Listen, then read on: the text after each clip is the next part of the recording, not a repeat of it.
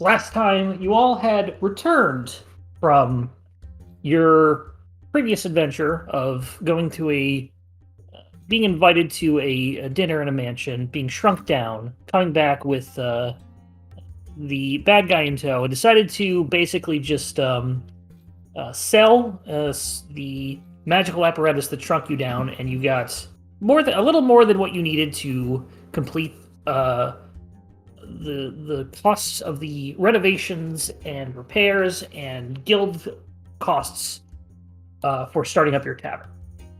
So renovations will actually, before I get to that, however, in the time you're doing that, you were approached by Three Strings, Bertram Three Strings from the Yawning Portal, asking for Rat King. Rat King miraculously just showing up whenever needed. Finds himself is requested assistance for somebody who worked at the bar named Bonnie, a waitress who Mousey is quite familiar with, admires from afar. Who told you?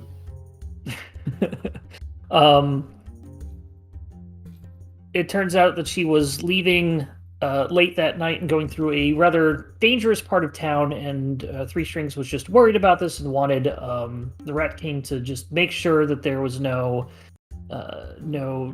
bad happened, maybe clean up some vigilantes, and was basically making sure that it was not also being creepy. It wasn't a stalking thing. He really just was earnestly concerned about her safety. Everybody decided to do that. It turns out that she did not go through the expected dangerous part of town, but to some other place that was labeled in Thieves' Cont as DG Safe. Another person had shown up and to the same house. It appeared that there was possibly more people inside at the time. But then you fought somebody out here who revealed that they were told to take care of presumably Bonnie or the other people in that house, as they were doppelgangers. Having a strenuous, not sure if you should believe him or not, you decided to knock the drow out, dropped him off at a local City Watch station, although I'm not sure if they can actually prosecute people who have been dropped off with a note that says this person did crime, but we'll let that slide for narrative purposes. Reported back to Three Strings that without telling him any of the doppelganger stuff, as well as leaving a note for the people in the house saying this place was found out. You're not quite sure if they're actual doppelgangers, or if this is a coincidence, or if even Bonnie is one of them, or if it's some other people in the house. It's just all you know, and you're dealing with it. However, did we find any like a criminal insignia on the assassin? I forget. You didn't look for any insignia. I don't think that. No, I don't think you looked, but you probably would have. You definitely looked for through his stuff. You didn't find anything particular. No, he was a drow, however. Okay. So take that as you will. However, then you made your way back to the tavern, and with that, over the next 2 weeks, you all decided to. You all have the renovations going on. So you're not actually at Chapter 7. That's just the backdrop that's for Waterdeep. However, you have 2 weeks before your place can open. Is there anything that everybody would like to do for the 2 weeks? Any downtime activities? Anything specific that might take a little longer than the simple? You could do this between the day's sessions. Brutrik wanted to learn to use Bruce. Tools? Okay. So we will say that you are able to learn a little bit, being your Drunken Master,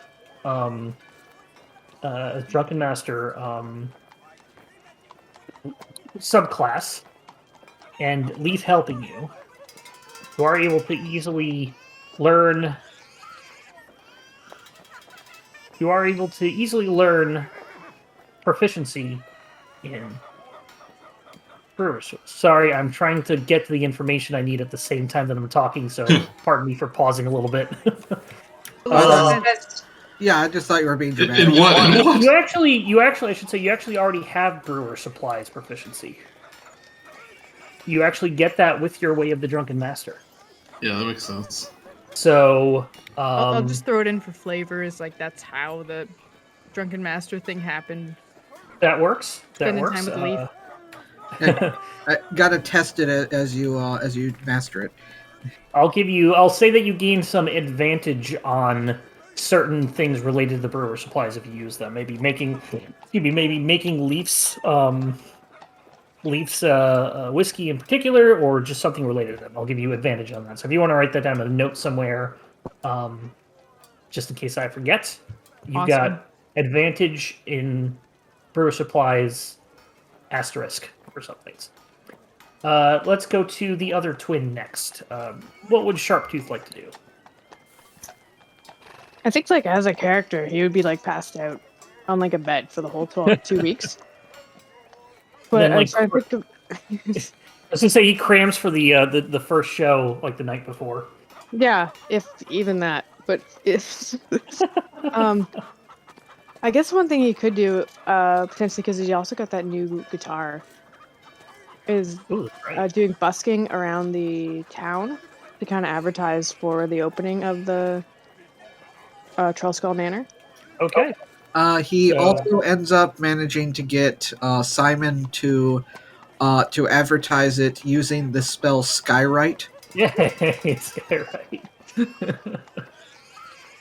I always want to take that spell, and I'm never in a good situation where I can justify it instead of getting something, useful. So I'm happy to see it. Yeah, It says, come to the Troll Skull Tavern to see me, Sharptooth Bates perform. It's me, performing. Come see it. And then on, like, either side of it, it's the pyrotechnics that I have, Yeah. like, shooting up. with a big arrow pointing straight down. down, down, down, down, down. Here, Yeah. So I'm gonna save that. Go ahead, Joey. And a little, like, picture of Sharptooth by it, like, giving pointing at you angrily. Pop comes over at some point and is like, "All right, you're clogging up the sky. Some people want to see the clouds and the sunshine. Some people want to travel. Use a smaller font." Sorry. That's Comic Sans and nothing. Everyone loves it. It's easy to so read. let's say that Simon and Sharptooth Teamed up together at last. have basically done some very good advertising for. Actually, Yeah. let me get both of you to do a performance check.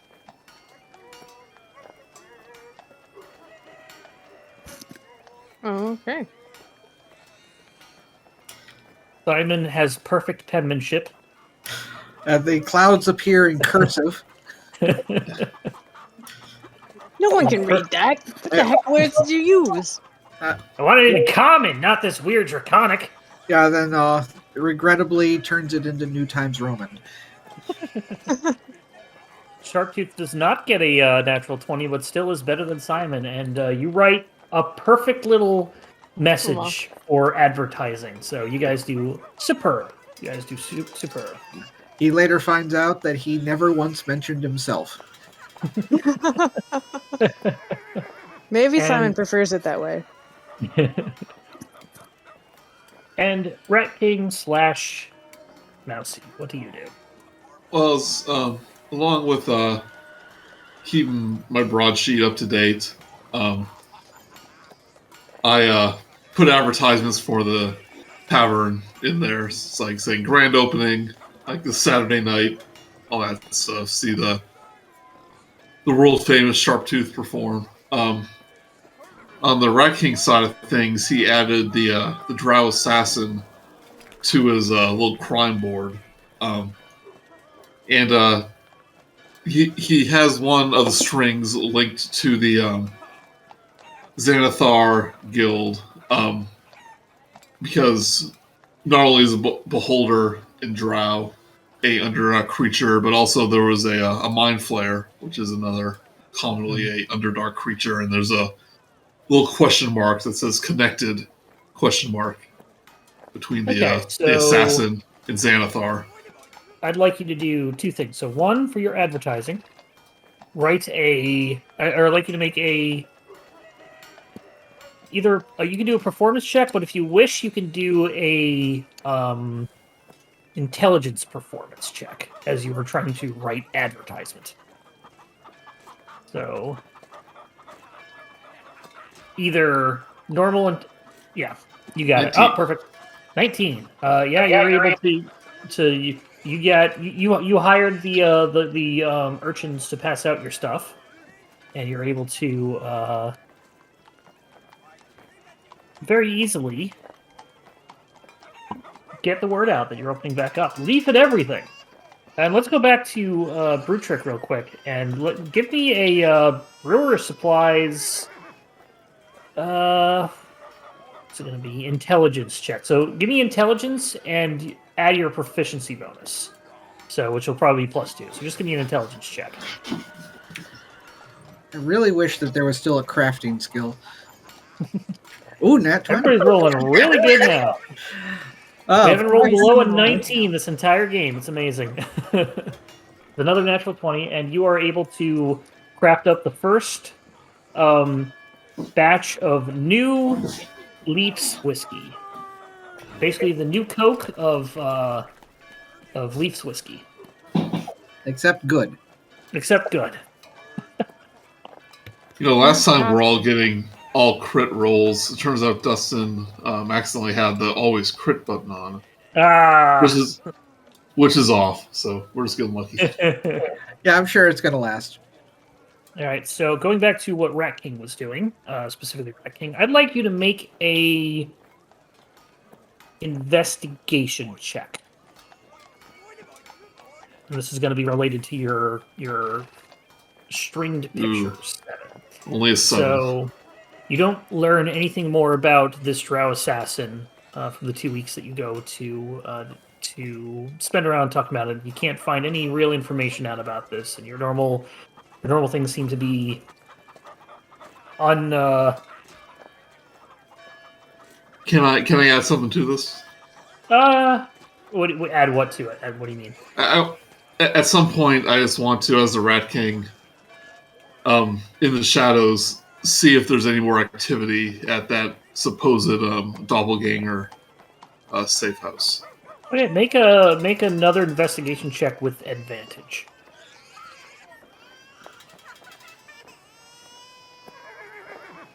24.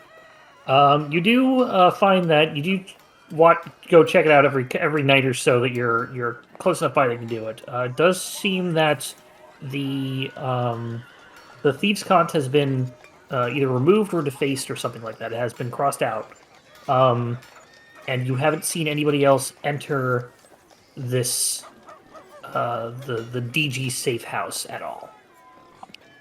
So you think that. From that, you think that anybody was here, took your notes to heart, and moved on. Moved to somewhere else, stopped the meeting, you don't know. Do you think we've been to the yawning portal since then?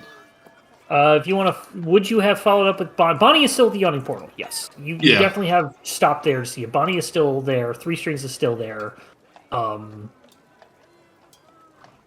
Was there anything you want to do in relation to that, however? I think at least like once, Mousey probably would have gone to the yawning portal, and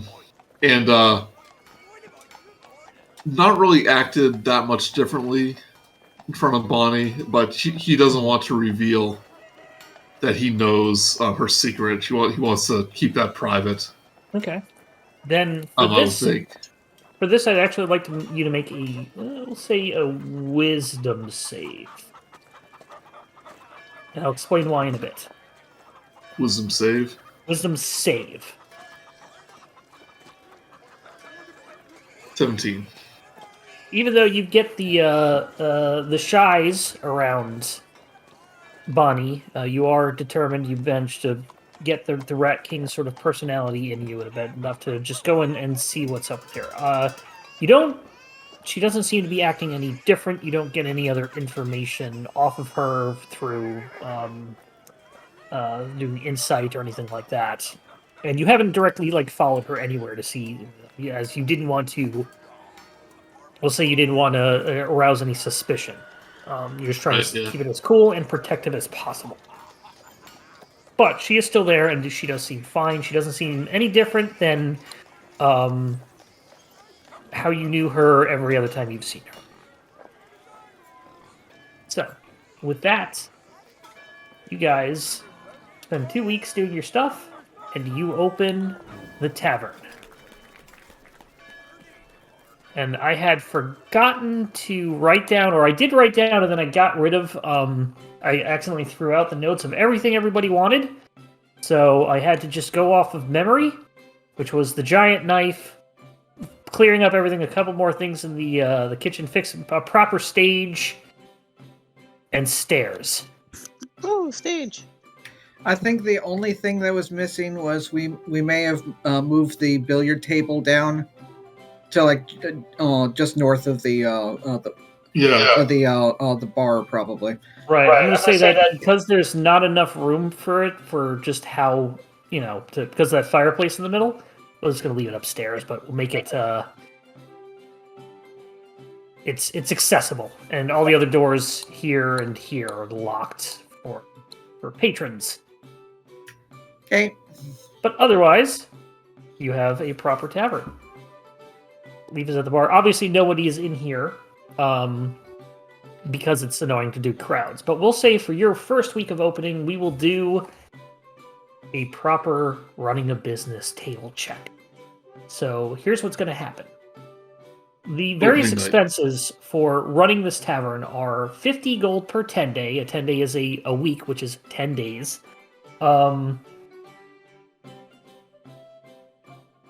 50 gold for 10 day for maintenance and wages of hirelings. So wait staff, cooks, whatnot. And then 10 gold per 10 day for all other guild expenses, basically your protection money or your, making sure you have the right fees or licenses, things like that to get food and other, business-related sort of certificates. And from that, you roll a D100 plus the number of days that you're doing. And I'm going to basically say that from this 100, or not plus the number of days, that's weird. Let me double check that, because that seems seems odd, but what I'm going to do is I'm going to say, in addition to that D100, you're going to get an extra 1D10 for Leaf's Whiskey, and then an extra D20 because everybody rolled really well on what they're doing to promote the tavern or doing something to promote the tavern. So each of you... Are we all rolling this, or...? I will let you know. Let me just look this up real quick. And then we'll see how it is. And based on how well you roll is how well your business has done. And here's when the natural one happens. It burned down opening night. Dang it, Sharptooth. Sharptooth's opening act. Burned down. We told you no pyrotechnics in the building. I know you said it, but did you mean it? Clearly, yes. I don't think anyone's gonna forget that night. So is each of us doing a D100 or is it one for the group? No, it's going to be one for the group. But here's what I'm going to have everybody do first. So for this 10 day, it's going to be 10 days, which ends up being correct. It's going to be a D100 plus 10. But I need everybody to roll a D20. And we will add each of those to the total. Because you've done so well.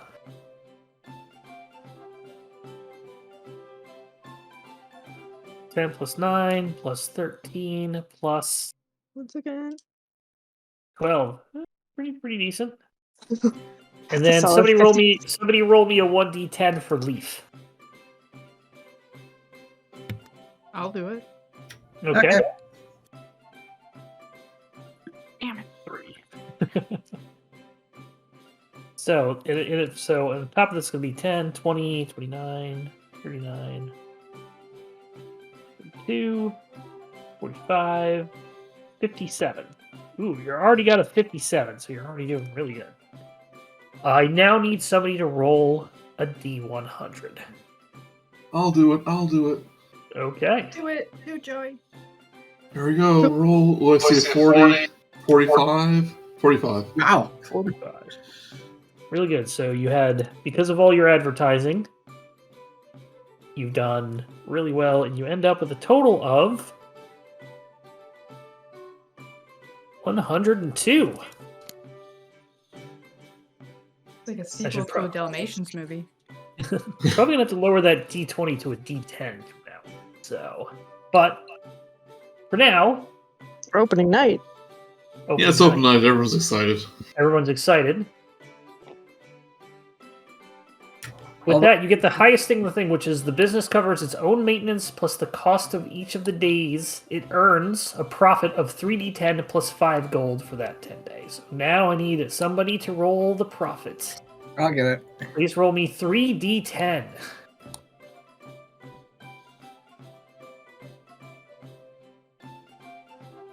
18. So 18 times 5 is 90. 90 times 10 is 900. You get a profit of your first week of 900 gold.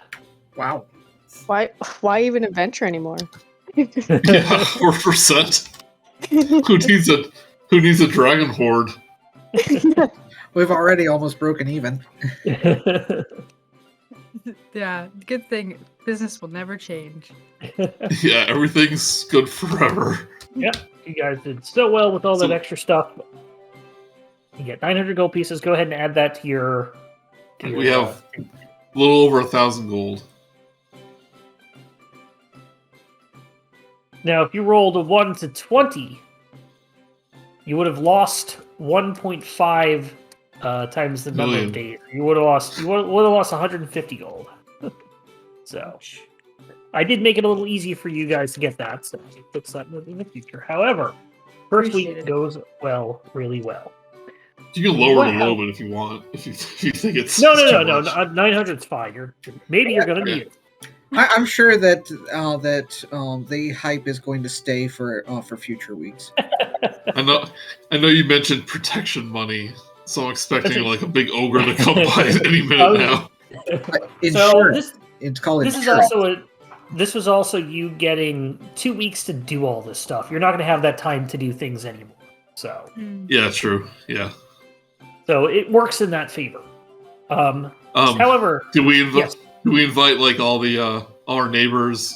You know, you give everybody in the alley a nice little free drink coupon.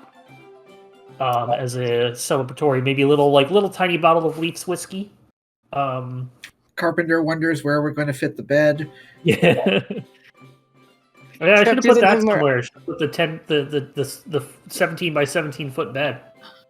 Oh, that's what we made the stage out of. It's actually just a giant bed. Giant bed. It's like the headboard and stuff like that. What goes underneath the mattress? Yes. Okay. You all head off to bed after your first week of successful business keeping. Sharptooth, you were super successful in people actually came to watch you, and you're gonna get yourself back. Brutrik, you're finally in a way to be able to send money back to your cloister and help them out as much as they can, as well as learning about drinking. Simon, so, this is gonna... Yeah? Was that gold minus like the 50 or 60 you mentioned? Nope, that's that. You covered that. Anything above... Okay. Yeah, you basically... do that. The business covers its own maintenance for the cost of each of the days. Oh, so it just makes you calculate the profits then. Yes. Yeah, cool. Sorry, it would have been 150 times 60, or times 60 gold. This is good because I had typoed on the how much you would lose table, so I'm gonna fix that up right now to remember. In any case, Simon, you're finally gonna be able to buy all the books you ever wanted. Spell books, story books, nonfiction, fiction, Wikipedias, everything. Mousey? Well, maybe you can work up the nerve to buy flowers for Bonnie, and maybe buy a new printing press with a nicer, more modern font. Yeah, no more Comic Sans. Zort is very happy with how many patrons come in to play billiards with him. They all seem to find Zort very, very charming. Or funny little dude to stick around to be around. And a lot of them love the little cat too, Oozborn. However, the next 10 days starts up. What's everybody doing in the morning? Everybody, of course, gets long rests out the wazoo. Take as many as you might need. So, what do you all do that morning? Just had a day off. It was a Sunday or whatever a Sunday is in this world. It's the Sabbath day. Sabbath day. Less drinking around, but still plenty of people would come over. Simon will be going over the finances just to make sure like enough stuff has been ordered to keep surplus. Okay. Brutrik would be doing like morning exercises and stretches in his room. I think Sharptooth would be thinking of like ways he could plush this show. Being like, keep telling you, that time I flipped into the window to scare 3 strings, it worked great. I think the audience would love it if I did it again with more pyrotechnics. Speaking of that, did everybody hear what just happened? I heard something. Yeah. You played again and put it on a little louder. Are those the pyrotechnics? Pyrotechnics. Suddenly outside you hear a loud bang and a flash of light comes through it. Your windows shatter on the east side of the building. I'm sorry, the west side of the building. As you all begin to look out, suddenly there is a lot of smoke. People Sharptooth, I told you to lay out the pyrotechnics outside. You're causing a disturbance. That ain't me. Brutrik's in a room full of windows. Suddenly see large explosion outside across the building across the way from you. People start, a couple screaming and things like that. Oh no, is that the herb shop? Nope, it was It's not the bookstore. Oh, phew. Okay. Books.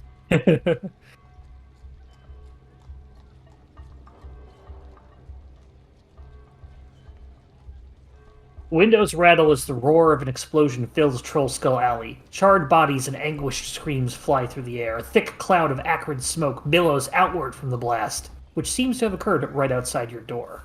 As you can see over here, there's a very large...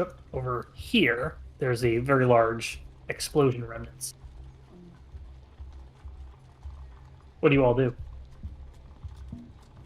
Brutrik looks out where the explosion came from and would probably like jump acrobatics down to try and get there to help out. Okay, you're monk enough that you can acrobatics down. Smaller for this. What's everybody else do? Sharptooth will like scurry down to see what all the commotion is. You Same. head down. Who's got better pyrotechnics than me? Wait, how'd you do that? Mousey. Yeah, as Mousey, he's gonna run out and immediately start assessing the situation and see if anyone needs help. Looking around, there are several injured people who appear to be just a couple of people closer to where they were have come out and are helping. They're crawling over to like the side. However, there are several unmoving bodies in the blast area.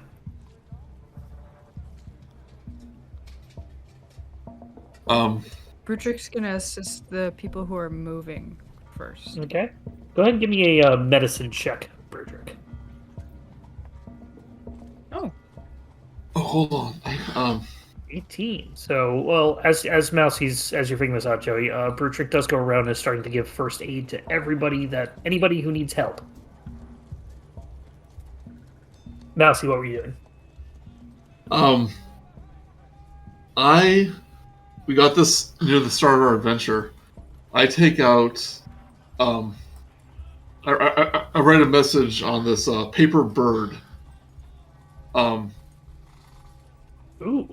magic item, Oh yeah. saying there's a emergency in a Troll Skull Alley, and I send it, if it's working like I think it does, send it towards like the authorities, like the fire departments or the. So you basically have to give it a name, and you know plenty of people in the local thing. As Rat King, you would know names of important officers and whatnot. So, give me a wisdom check real quick. Was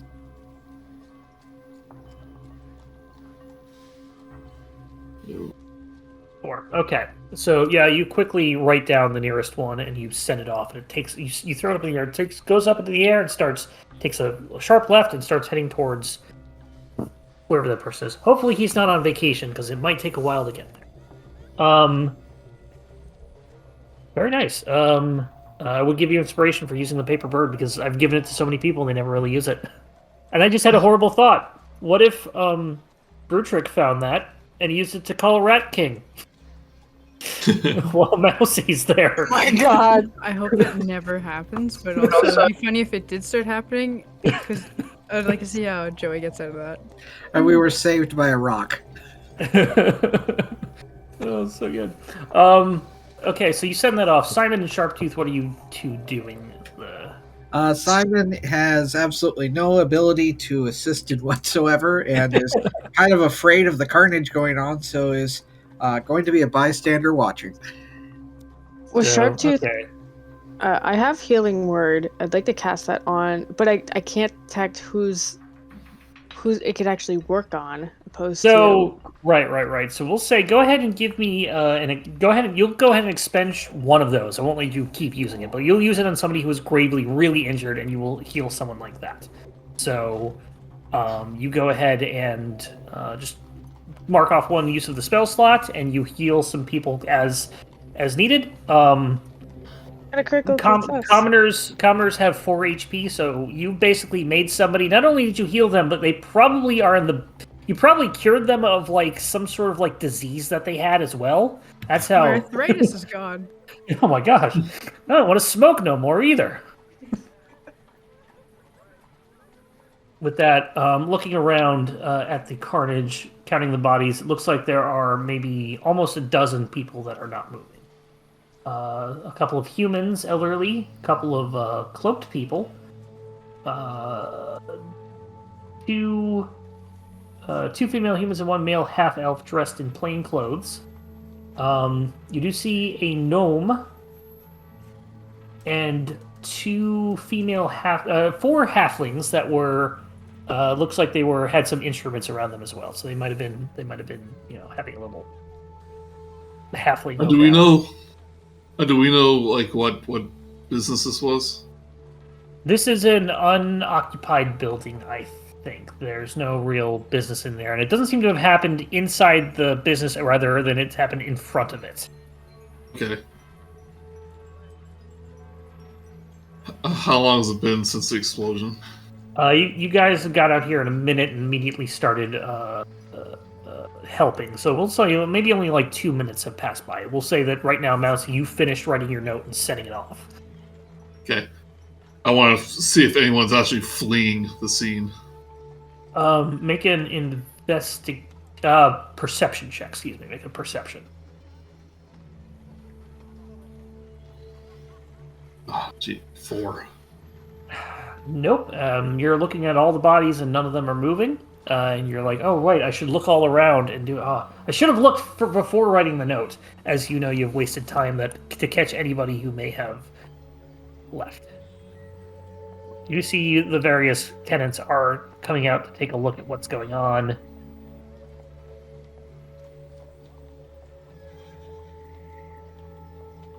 As well as a crowd of people nearby doing it. Did Sharptooth also take a look Is there a chance that I could have, sorry, Sharptooth could have taken a look to see who the heck did that? Because that's sort of, I guess his intention initially. Like, Yeah, you're probably in the shouting tower, so yeah, go and give me a Probably. perception check. Two. From your perspective in the shouting tower, which would have been roughly up here, you did not see anybody immediately after the explosion head up this way or head up this way, or like any getaway vehicle type things on the street nearby it either. I can assume it all happened in the front and they left kind of in that same alleyway. Yeah, so anything that happened here, they definitely didn't come. They didn't come out this way. Yeah, I see. They didn't come out this way. However, your vision is blocked from this way, or this way. Yep. Granted, there's nothing over here but a dead end anyway. But still, just to make that clear. Yep.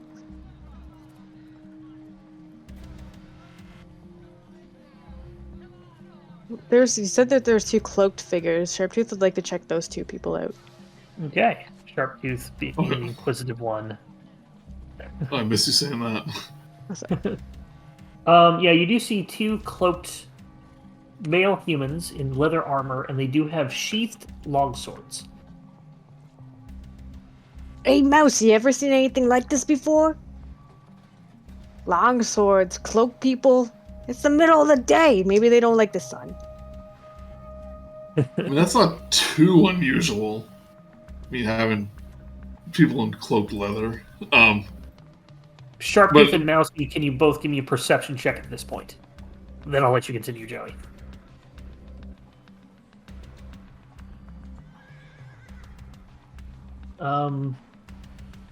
Yeah. Looking on them, that's they've got.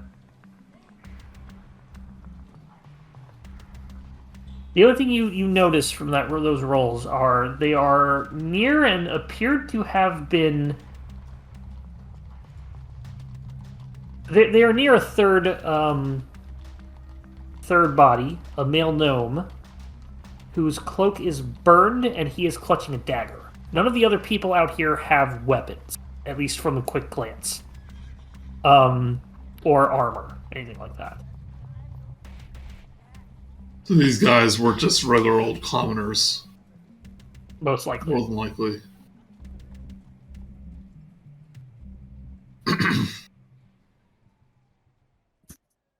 Guess I didn't see anything on their cloaks to say that they were like, hey, I'm a bad guy. Sometimes they have... Unfortunately, nope. Overhead, you start seeing a large griffin cavalry rider flying around. It looks like this would be part of the City Watch. There are a couple of griffins that are ridden by City Watch cavalry riders.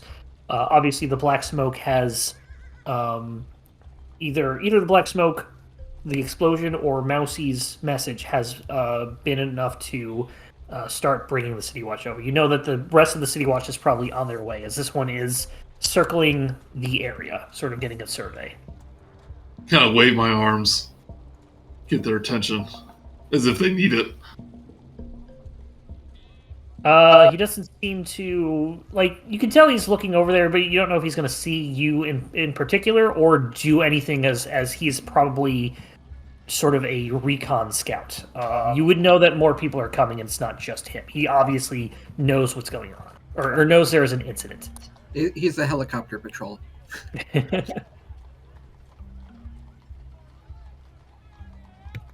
Would Brutrik have noticed anything unusual on any of the people he had helped? Like weapons or sigils? The people you helped, probably not. No weapons or anything like that. Go ahead and make me a investigation check, actually.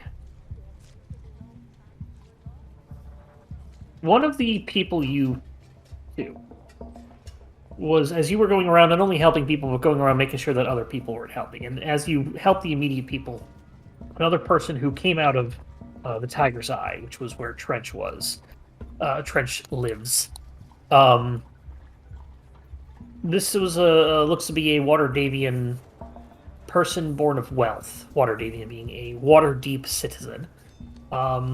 And she says, you get into a quick talking, but it was like, did you see anybody else that needs help, or what happened? And she says, I tell you, the explosion that was caused by somebody, not a man at all. It was a puppet shaped like a man. Yes, puppet without strings. It was on the rooftop. And she points over, across, near where Corellan's crown is. Not necessarily that area itself, but like the rooftops nearby.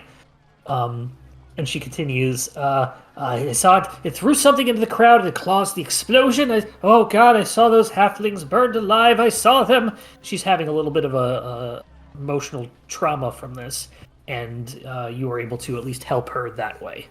Yeah. Help her Brutrik would calm have, down. like held her hand, which would have looked silly because like his hands are so big. So it would have just been like there, like patting it, and like it's okay, it's done now. It's like your big what's it, like the comfort animals, the ones the that like people plushie? bring on. No, the ones that like people bring on planes and other places. Emotional to help with support. emotional support animals. Yeah. I want to take a glance to the rooftop the woman mentioned.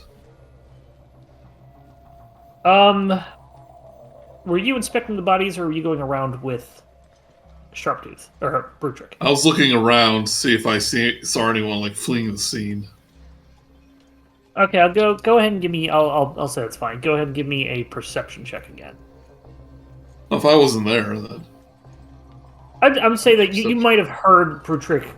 You might have been close enough to hear this talk to Brutrik, as you are acutely aware of your allies and everybody else. 14. 14. Looking around, there's nobody there now. The rooftops are definitely clear. You also feel that if there was something, the cavalry rider might be able to spot it easier than you can, being a halfling at ground level. I'm going to try to sneak away from the gathering crowd. It's easy enough, as nobody's really focused on you. Sorry. And I'm going to, flavor-wise, use my vine whip to Spider-Man whip my way up to one of the rooftops. Okay. And see if I can get a better view from up there. Okay, you can easily do that. Make another perception check.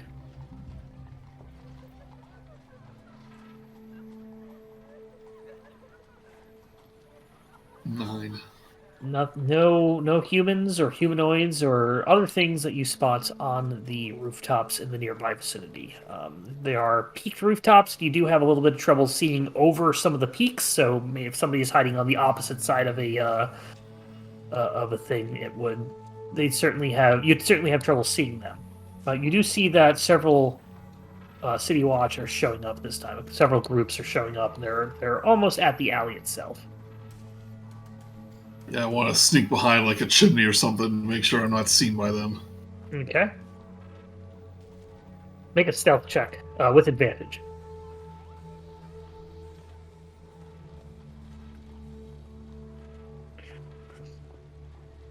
Okay, 11. Simon, is there anything that you're still sort of standing by? Yeah, just slack-jawed, just worrying about what caused it, or actually, just out of his curiosity as to what or how it was happening. He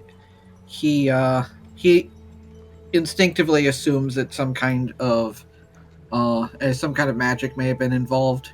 Go ahead and give me an Arcana check. Arcana check with advantage. With detect magic. Okay. You'll do the detect magic as well.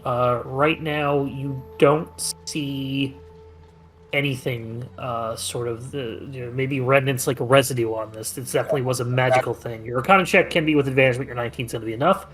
This was definitely looks like the effect of a fireball spell. Oh.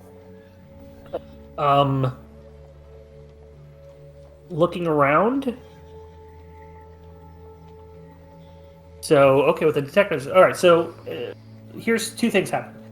One, with the Arcana check, you do recognize this is a fireball spell of some sort. Maybe a delayed fireball, maybe an initial fireball. Not quite sure. It is located. Was definitely outside in the area, outside the building. Definitely not inside. Definitely not above. Looking around, you don't see any magic items that would be odd. Couple things here and there. You do see a young kid nearby, maybe like 9 years old, holding what appears to be something in his hand, a piece of jewelry or something that is magical. I'll get closer just to and see if I can determine what kind of magic. It does appear to be a magic item.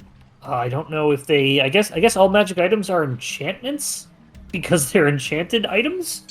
Makes sense. Yeah, I, that's my assumption. Somebody out there and listening to this later on, correct me if I'm wrong. Well, I mean, I'm sure the enchantment category was used for it, so it would admit that. Yeah. He kind of sees you looking down at his thing. It's like, hey, Mister. You like it? He holds up what appears to be a bracelet with two very large, like beads on it, which is not very like jewelry-like. It's missing most of what you would assume a bracelet of beads would have. It's intriguing, yes. Oh no! I found it right after the explosion. Did you see that? It went like boom! It was kind of awesome. I mean, those guys there. That kind of. I'm just glad I was over here. But no, after the explosion, I heard a splash in this rain barrel. Like over there, he points to a rain barrel that is just around the corner. And it says plop right into the barrel, and this was floating on top of it. Oh, Sell it to you. How much? Oh, let's see. Nice bracelet. It's got 2 beads on it. Let's say 5 gold. A bit much for broken jewelry, but sure. And gives him 5.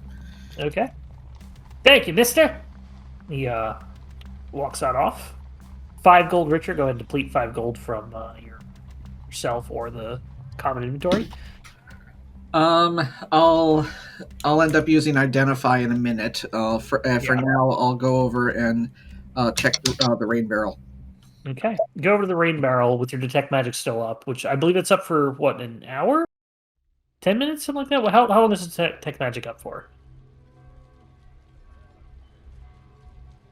10 minutes. 10 minutes. Okay, so you have plenty of time to look around. The rain barrel itself, looking around, nothing glowing in the rain barrel, nothing exuding magical properties. Stick your hand, you go, that's just water, Simon, it's just water. You're not a book, you'll be fine. Stick your hand in there, kind of like swish around to see if there's anything else in there. Take it out. Nothing else in there, non-magical or magical, beyond the water. Okay. And I will eventually do identify, but I'm assuming other stuff happens during this period. So you'll finish that stuff up. Sharptooth, is there any last thing that you want to do? You are around the bodies. You start hearing like whistles as you know that the guard is showing. The city watch is showing up. Oh, I know that sound a mile away. I get not overly. No, I think I'm all done. If anything, I'd maybe check the pockets of the cloaked people. Okay. For stuff. Looking in the pockets. You go to the gnome, who has the burned cloak and is clutching a dagger. Go ahead and make a sleight of hand check as you are trying to stealthily sort of see if they have identification on them. I got 23. Yeah, I'm sure that's what he's looking for in their pockets. Yep. Yeah. You find a pouch. Pouch has several gemstones in it. Ooh. Sorry, fella, but I don't think you're going to be using this much more. And then takes it. Or to take that. Some guys look at you as like, you're not talking to the dead bodies, are you? But what if I am? That's a good point. Kind of just goes back to murmuring with people next to him. You're pretty sure that he did not see you take the gems. Looking around, you find. Roll me a d10.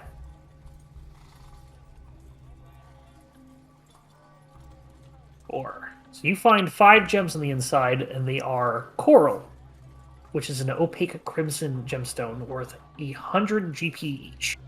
Oh wow. So 500 gold worth of gems. Yep. I'm keeping that separate because surely Sharptooth isn't stealing. Actually, this is just for Sharptooth. I would have her add it just to his inventory. Okay. Yeah, if you want to add it to your inventory, you can either do it in the. I can't think of a reason why Sharptooth would Yep. tell us about it. You can either add into the notes area or like treasure area, or you might be able to specifically add gemstones. So, I'll check that out, yeah. but yeah, you get $500 worth of 500 gold pieces worth of gemstones, which is more than half of what you made at your first week of business. Why even run a bar when you can just Just It's flip off. dead bodies. Everybody talking at once about As this is happening, I want to assume where Mousey is where the lady was pointing to. I just want to do a quick look around the area. probably over here. So we'll put you. Oh, they're on the wrong side. But yeah. Okay. Yeah. So yeah, at this point we'll get to you in a second, Mousey. But the some various watch about. Let me see how many show up.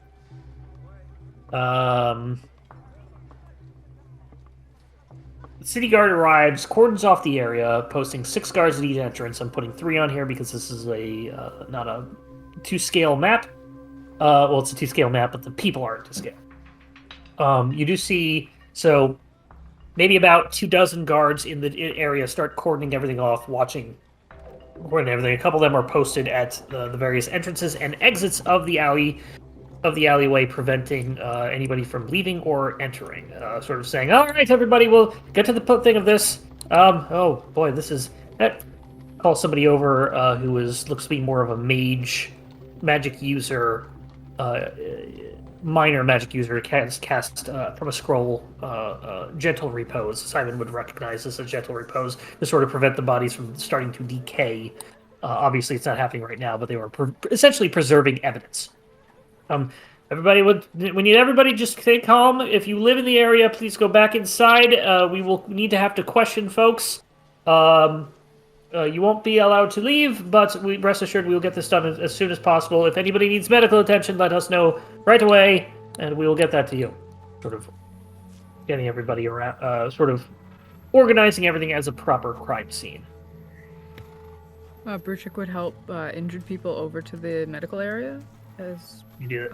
To do that, very easy enough to do. The City Watch thank you for the help and say we'll be able to take it from here. Thank you very much. As you were just helping people over. Not too many injured. Most of the people who were caught in the blast were directly killed. yes. But there are obviously a couple people who have PTSD, minor injuries, probably a burn here and there. Mousey, what were you doing? I was searching the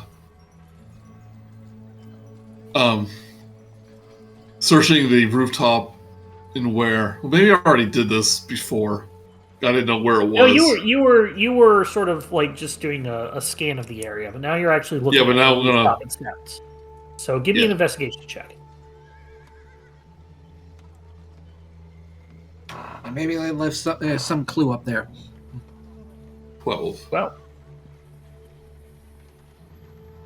looking around, you don't find anybody around. You don't see any sort of remnants of things. You do, however, find caught in a little bit in an area near the chimney a piece of red cloak. Just a piece of cloth that got caught or something. Appears to be that way, yes. Okay, I want to pocket it. Okay, you've got that. Say red cloak from the rooftop in your inventory or notes. But it's just a piece of cloth, not an entire cloak. Yeah, it looks like it ripped off. Your very cliche sort of clue.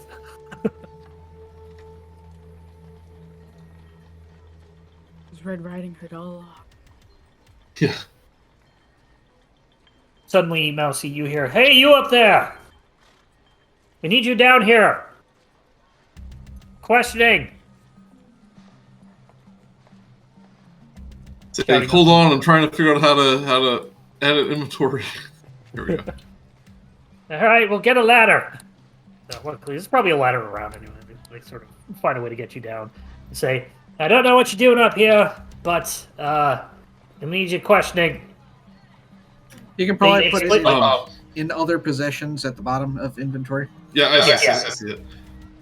I say the soldier. I say, "Oh, I'm afraid I just got a little ahead of myself. I'm a writer for the broadsheet knee deep in Waterdeep, and I just thought I could play detective, and I managed to climb up on the roof. I thought I could be a help."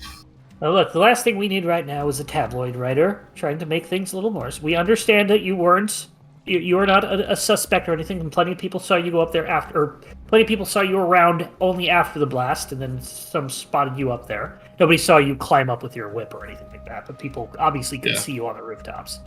And you were spotted there. So you were up there. You were looking around enough, and there's enough things.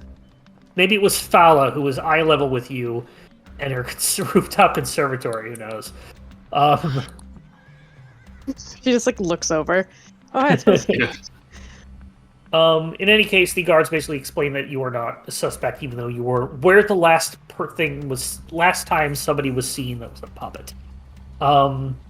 They get you down and sort of bring you where you need to be. So with that, Simon, go back. You were casting Identify in some sort? Yes. I was casting... of a sort, I was casting Identify. This You have a diamond? With the amount of money we have, yes. Yeah, he probably would have had a diamond. So yeah, so probably convert however much you need for a diamond into money into an actual diamond. We'll call it that. Good on you, Joey. Yeah. However, this is something of interest. It is a necklace of fireballs. However, it has only 2 beads on it. So, for those at home, a necklace has a certain amount of beads hanging from it. They can use an action to detach a bead and throw it up to 60 feet away, casting a 3rd level fireball as its effect. Simon immediately looks incredibly scared and like he just found a loaded gun and is kind of holding it away at arm's length. Oh dear. Simon, tell me what you have. A necklace of fireballs. No!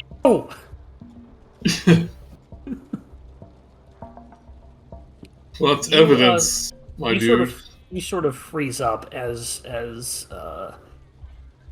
everybody around you is still sort of murmuring and sort of some going back to their homes, or at least their porches, their businesses, I should say, as everybody is sort of making their way over.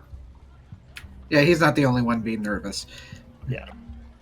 Guard starts coming over. It's like, "Hey, Mr. Sir, we need you to head back to where you are. This is going to be a thing. You'll be questioned momentarily to get a statement. Did you see anybody around? Anything suspicious?" Goes directly to you, Simon. People? No. I arrived after. Make a persuasion check, because you were technically not lying.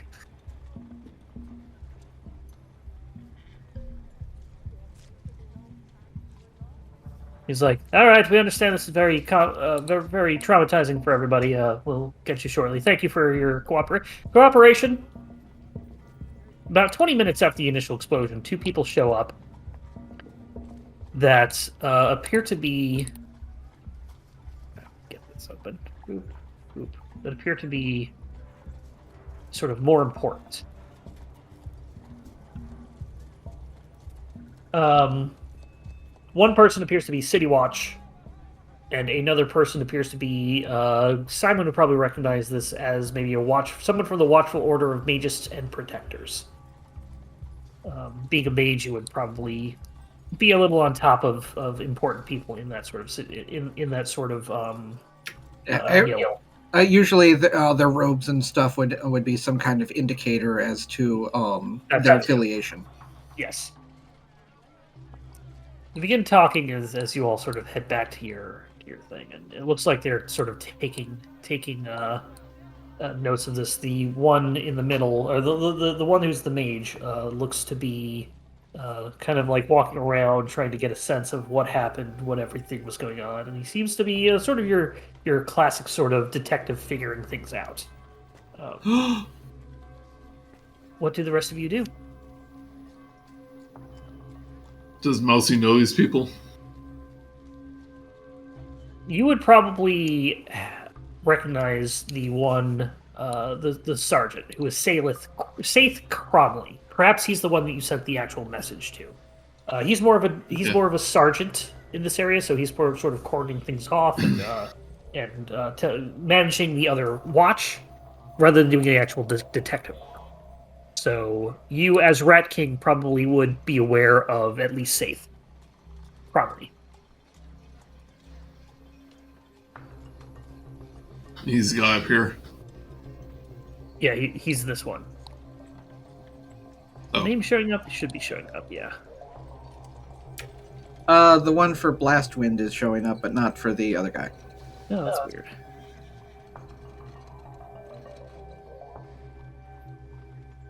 I go, There we go. Okay. I see you got my message. And I flash like a little paper bird. Did you send it as Mousey or as Rat King? It's Mousey. Okay. I was like, oh, yes, you're the one who sent it. Good work, citizen. This unfortunately looks like a very bad explosion. 11 dead. You didn't happen to see what happened, did you?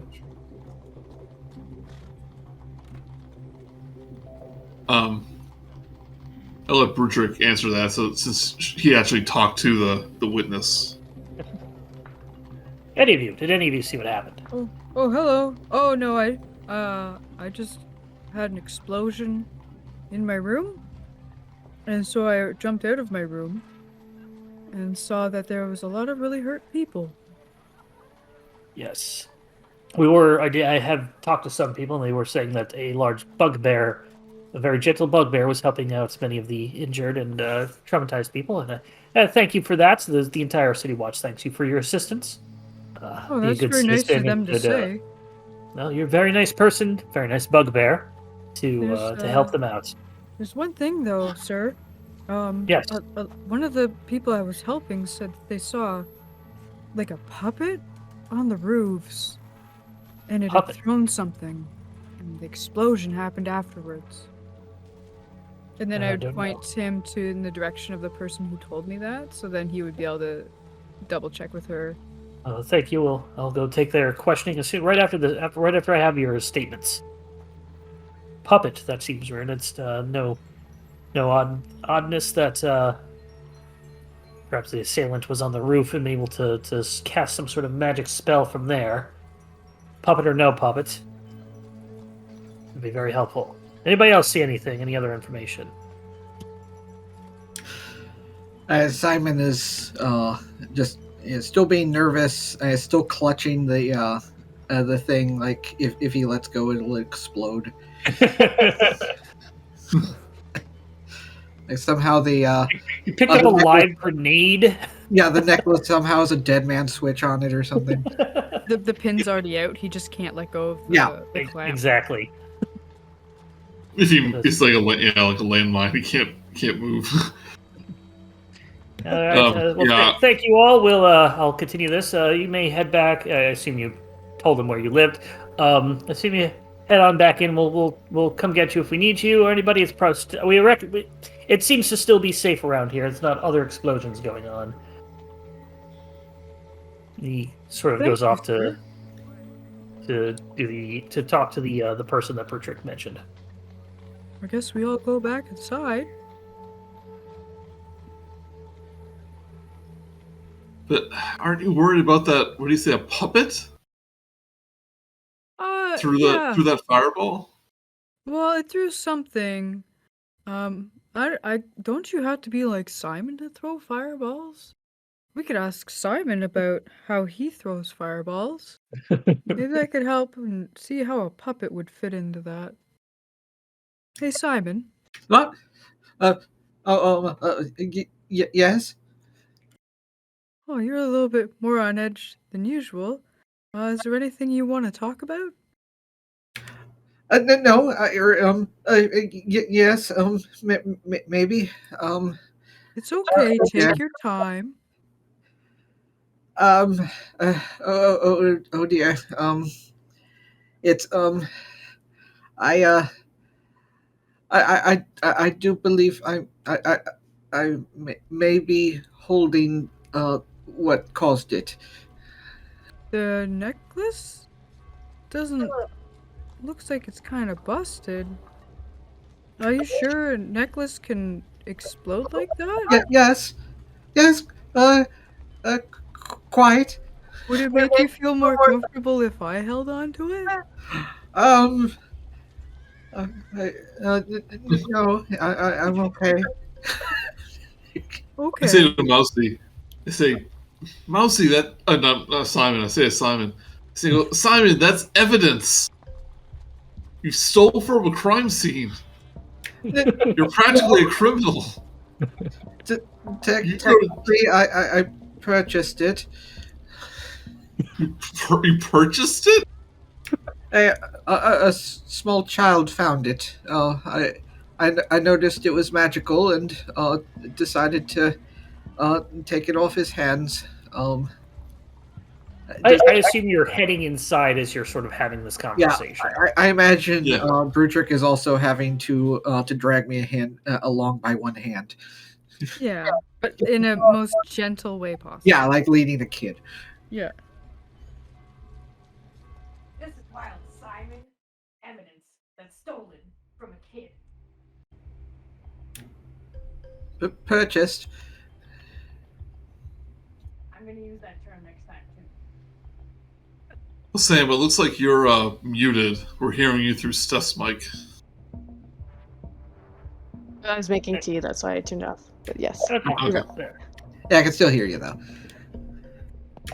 Well, I'm going to use the term purchased more often. So heading on back inside, you all sort of get into this sort of way just to be able to talk in private. Leaf is there and Zord is there, and they're kind of looking on and be like, "What? So what happened? Is everything okay?" Oozeboard is there as well, just sort of laying on the sitting on the counter. Its ears are back a little bit, sort of maybe been freaked out by the large explosion. A fireball went off outside, and Ah, Oh, wow, Simon. You even know what it was? You're some kind of smart. oh well, it's a popularly it's a rather infamous spell for destruction.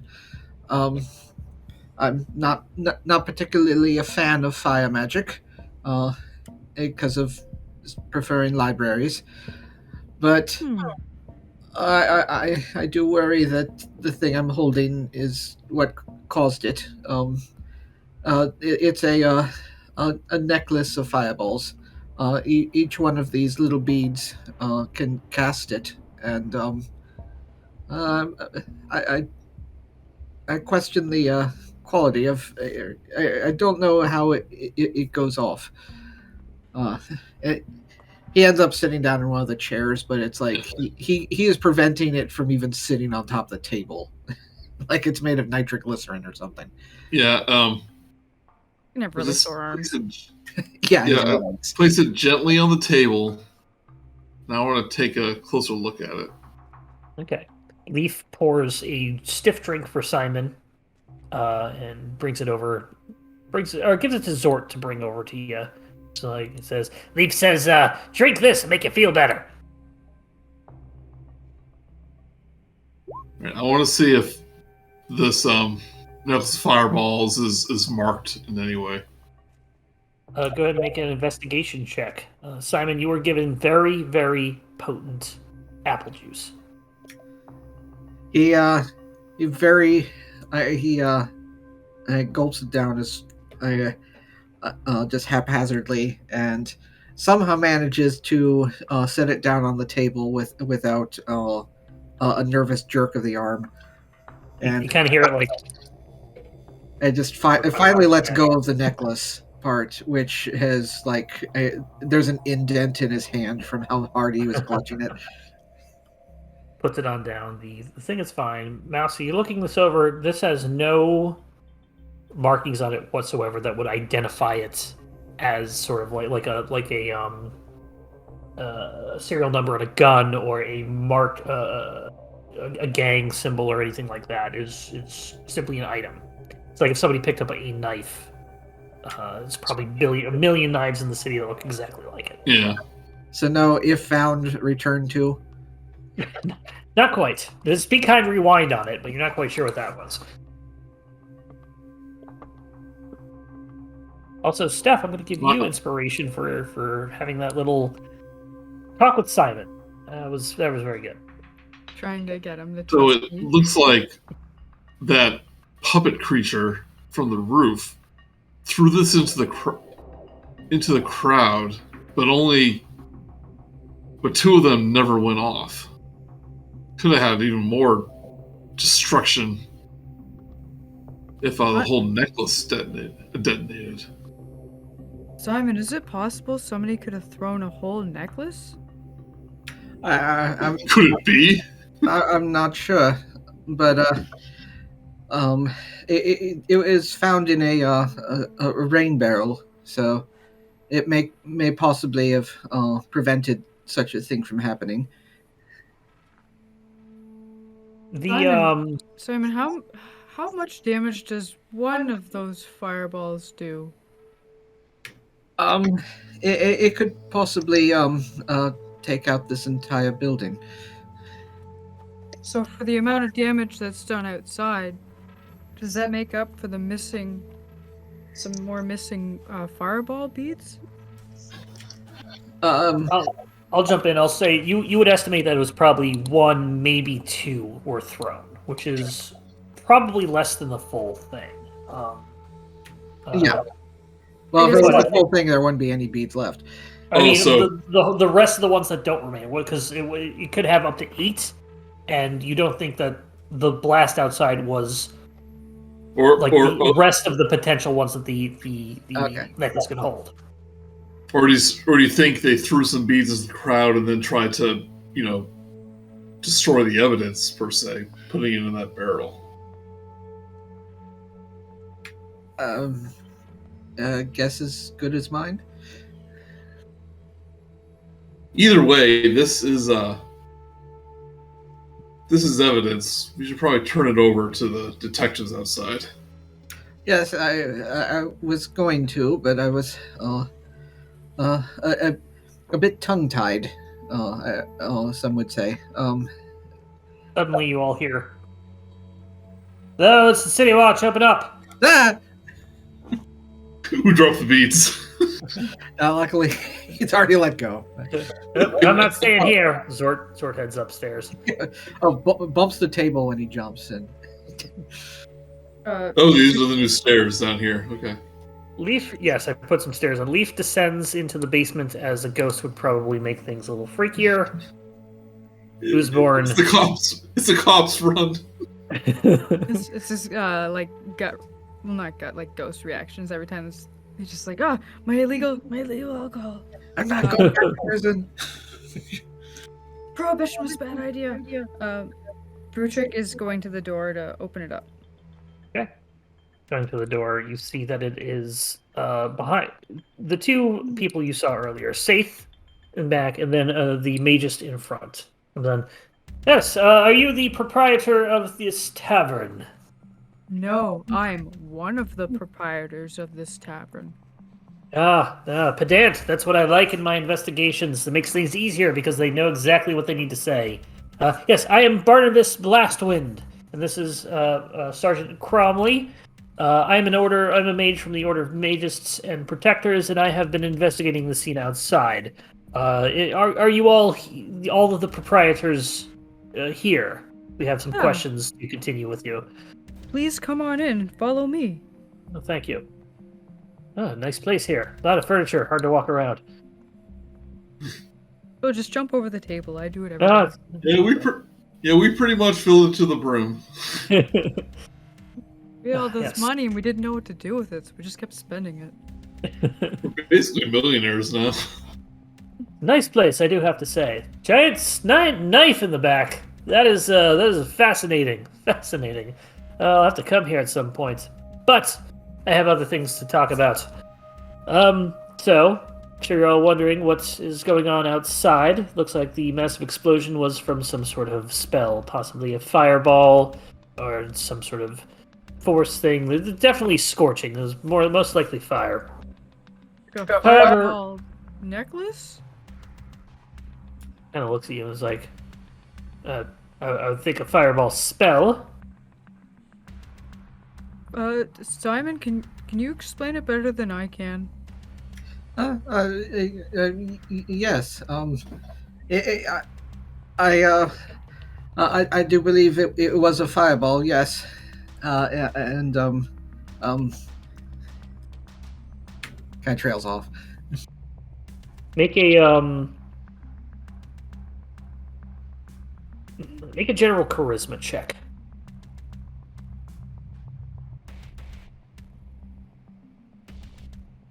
$16. Gonna roll something.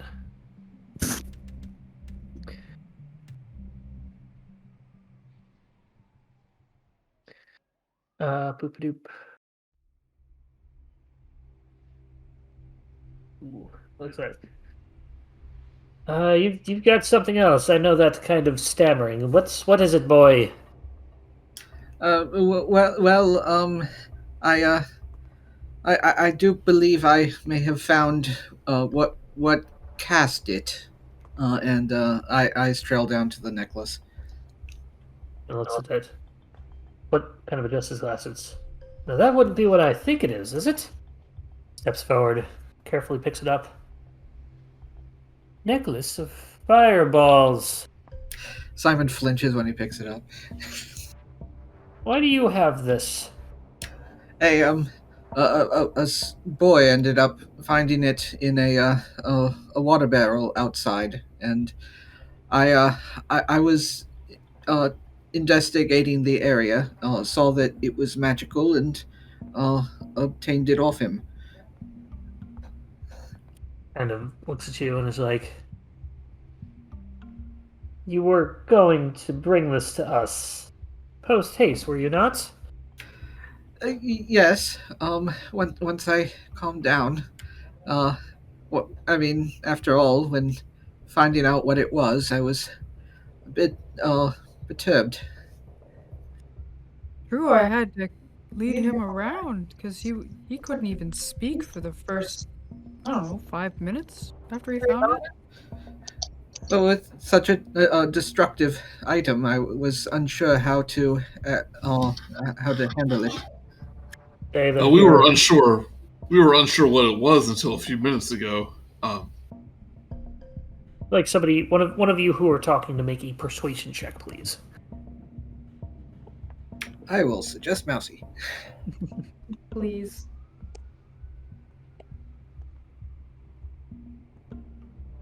$19. 19. Better than my Yeah, negative looks one. Looks over at Simon, kind of looks like he reaches into his pockets, says a couple things under his breath, kind of looks at all of you. Very well. You appear to be legit. Thank you for handing this over, albeit late. We'll let it slide for now, as well. Did I Let's just roll say perception to see let's if I say can hear? trust you. Go ahead and roll perception, a hearing-based perception check. Perception Are or we insight? handing? Never mind. Are we handing over the necklace then? He's already taken it, so if you want to try and take it back from him. He's like, Does Mike. he die? Nothing Oh, that he's necklace holding it wants above to do. Mousey. It's like, oh, come on, Shorty, you can't reach it. Ha ha ha. Come on, guys. Turns this over. He kind of takes out a pouch and puts it into this thing. It's like evidence safekeeping. Hands it over to Officer Cromley. Cromley, you may want to keep track of this. We may have the murder weapon. Well, let me explain why I was here beforehand. I had another game when this happened, and someone was like, "I'm going to toss it to another player," and I didn't think of it. So I should have like scared them by saying, "Make dexterity checks to see if you catch it." Oh, It wouldn't go off if it just hit the ground. It is an action to actually cast it, so. But would have been funny. He turns back around. Let me explain why I'm here exactly. So, among the people outside, there was a gnome that seems to have been one of the directly hit by the blast, or very close to it. Maybe it was the target. Maybe it was. Maybe the general area was the target and he was the closest. However, he seemed to be running from 3 armed pursuers.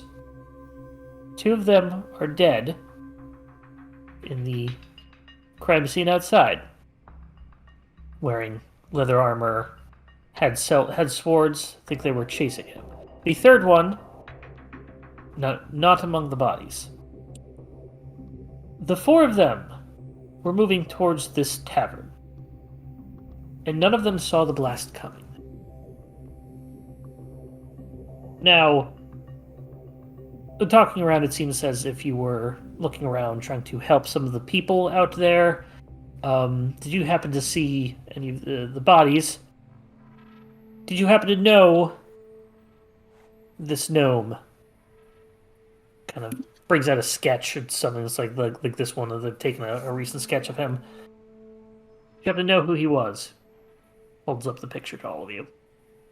Was the owner of the purple thing a gnome? Or the purple It was. He was sword? not the. He was not among the bodies. Okay. That's the only gnome I can think of that we've met. Yeah. sorry. You, of course, none of you do recognize this face. Not at all. Nothing. I would say No? Can I do a history check? Go ahead and do a history check. I'm trying to think of any gnomes we've. You are unfamiliar with this gnome in even just by anything. You've never seen this person before. If you have, you don't remember. He seems to have been heading towards us. And do you have any idea why somebody might want to come to the tavern this early in the morning before you're open? And then especially one who's being chased by people. Well, there is a sewer entrance close to here. Maybe they were trying to escape, but for the tavern itself, I mean, we've just recently moved in. We recently opened the tavern. Maybe some people used it as a hiding spot in the past. Maybe they weren't aware that it was occupied again. It's a possibility. I don't think they were heading towards the nearby sewer system. We did check that. No footprints leading into it. I mean, we're not open for business yet, but they could have been looking for a place to hide. Maybe they thought it would have been full of people so they can easily slink away. But It's possible, however, I think this kind of person would know when a thing would be open. There are plenty of other breakfast shops around that they'd be able to slink in the crowd with. You have no other reason that somebody would just come to this. Perhaps somebody dangerous would come here at all. Sometimes we help people. Like if somebody's just like, hey, I need help. I guess like finding a friend, that they haven't seen in a while, or I guess Um, it's mostly just finding friends that people haven't seen in a while. I So said maybe we have a reputation for helping people. Oh, yes, that's right. I've heard of you. You were all the ones that rescued Bessie. Read all about that. What's she doing? Oh, read my broadsheet, then. You write for the Waterdeep Times? No, I'm knee deep in Waterdeep. Oh, I have heard of that. No, I read about it in Waterdeep Times. Oh, well, they poached my story. I say, well, some of us, officer, were involved in the rescuing of Renair, Neverember. Oh yes, that was all of you as well. Yeah, we just kind of happened into it. We haven't pursued it, since we've been focusing on opening up our business here. Seems odd that would be a reason that somebody would be coming to get you. Perhaps that you are seasoned adventurers and whatnot, capable of doing what you need to be done. They were looking for help. But why would they be exploded? Well, that's what I have to continue. So, just to clarify, which these people were after the gnome? Were like chasing the gnome? Looked like they were pursuing the gnome. We don't know why. However, And the gnome was heading to the tavern. it seems so. Okay. Although technically, all four of them would be heading to the tavern if they were. Yeah, but one was being if they were chased. pursuing. Yeah. Yes, but if they are being chased, it would most likely the one in front, the gnome. No Would have done knows. Well, thank you for all your statements. If there's anything else, and the fireball necklace. If there's anything else, let me know. We may have to keep the place cordoned off for a while, and we'll have guards stationed for the next possibly couple of days if we don't find out what happens or catch the perpetrator. It's okay. We had a really I'd good say, week. Well, then just If saying it any may of- affect your business going forward for the next week. Oh well, if any of your soldiers, no drinking on the job, am I right? But if you ever need a refreshment, we can help provide. We can help provide. I guess Faith like at co- the end of the shift. Saith goes over and is like, well, thank you very much. I will let the men know that they have will have some sort of benefit here. They certainly won't be drinking on the job, and I expect you not to serve any of them if they're still on guard duty. Yeah, of course not. Yeah. In any case, we will let you know if anything. If we need any further statements, let us know if you find anything else. Otherwise, have a good day. Stay safe. Be vigilant, or trust the watch. Vigilantly trust the watch. Be vigilant and trust the watch. Trust the watch. Oh gosh, good thing they're gone. Jeez. I bet you they're not even gonna do anything. Leaf Oh, pops back Sharptooth, were you hiding behind me the whole time? No, I was just sitting here not caring. No, Simon, those fine gentlemen were upstanding officers of the law, sworn to uphold protect Waterdeep. Uh-huh. Did you think for a moment they thought that I did that? Yes. Yeah. No, Simon, because somebody used a necklace, and you're so good you don't need a necklace. Thank you. If you wanted to shoot a fireball into a crowd of people, you'd probably do that, right? No hesitation. No.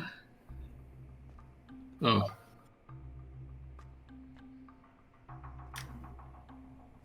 Well, I guess that's everything that we found was just that necklace. I go, oh, and I pull out the red cloak, and piece of cloak says, I should probably mention this to him.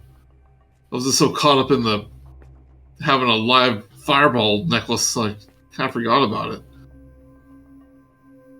Is this like? Does it also cost fireball?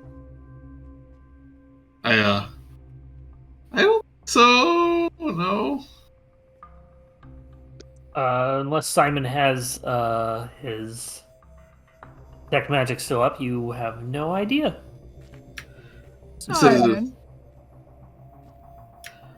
I will use my ability to do a ritual really fast and cast it again. Go ahead. The cloak is not magical. Yeah, I was gonna say maybe not. Oh, Probably not magical. well, you never know, guys. Actually, that's something I could try. I don't know whether or not Mark is going to like me about this or not. Go for it. Wonder if this Speak works. to cloth. Locate object. Describe the name of an object that's familiar to you. Sense the direction of the object's location. Are you trying to cast it on the rest of the cloak? Essentially. Roll an Arcana check. Yeah, no, this one is kind of stretching the rules for it. Yeah. I might technically require like a scrying or something like that, but Yeah, this is with worth the a shot. 16.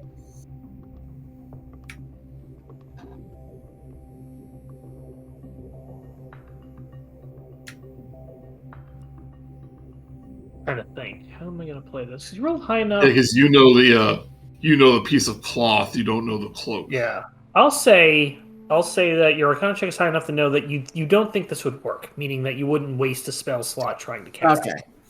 So you think that you this itself is a new object. Because rules are weird when you're trying to be physically realistic about magic. It's like saying I cast locate object on Simon's blood. Therefore I know where Simon is because I know where his blood is. Oh, gross. Technically, there are divination spells that you can do that with. But Yeah, this is just true. not this one. Yes. But it's sort of stretching what the spirit of the thing is trying to do. I see what you're trying to do just technically doesn't work based on This particular spell. but you would realize it. You would realize it. Oh, never mind.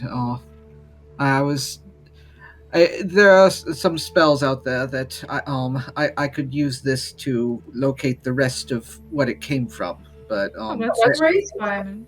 but I don't know them. Well, that's not so great. But at least, yeah, thanks, Simon. Very good acoustics in here. You've got that big echo because it's a nice new room. Yeah, it's so empty. Sorry. No, that's fine. So we could possibly if we end up locating a more powerful wizard or maybe a priest or something, we can end up seeing if they have the ability to do that, assuming that this has something to do with who caused it. So, Mousey, you've been in Waterdeep for a while. Sharptooth, how long have you been in Waterdeep for? I think a while. How Okay. long has Sharptooth been conscious in Waterdeep? I would like either of you to make a history check, or both of you. Sorry, both of you make a history check. Awake and sober. Yeah. Oof. With disadvantage. Oh my God. Nice. You're trying to think back around and being like, I've heard of some sort of like puppet man before. There's something in the back of your mind about it. Sharptooth probably never cared, so they don't remember. Mousey's like, puppets can't be vigilants. They can't be criminals. I'm not going to remember it either. But you can't quite put your mind on what specifically you were trying. You heard in the past. Yeah, is there like an arch villain known as like the Puppet Master or something? There is not.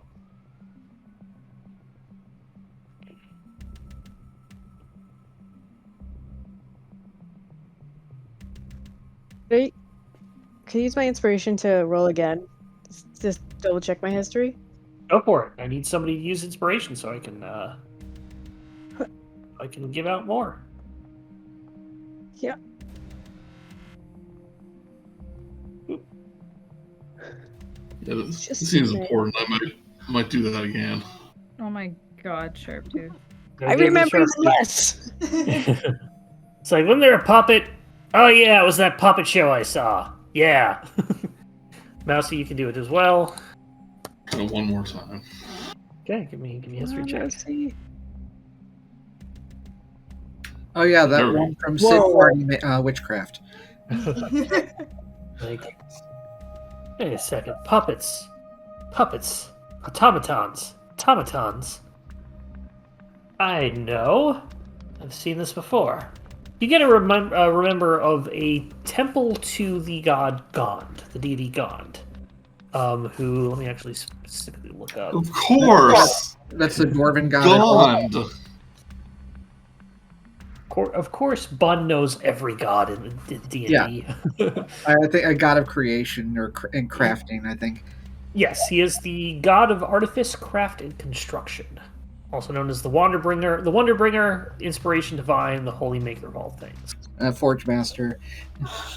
Possibly in previous versions, but yes. Well, he is from the domains Forge and Knowledge. The Temple of God is known as the House of Inspired Hand on the west side of the city. It is a sort of a temple for making things. Little trinkets and inventions and studying how things work. That's And cool. you recognize that they have run something on the Day of Wonders, annual celebration in the city, an annual festival of some sort. They have a parade. That is, they sponsor the parade on the Day of Wonders. And they have been known to have walking automatons in the parade. Human puppets, as some would call them.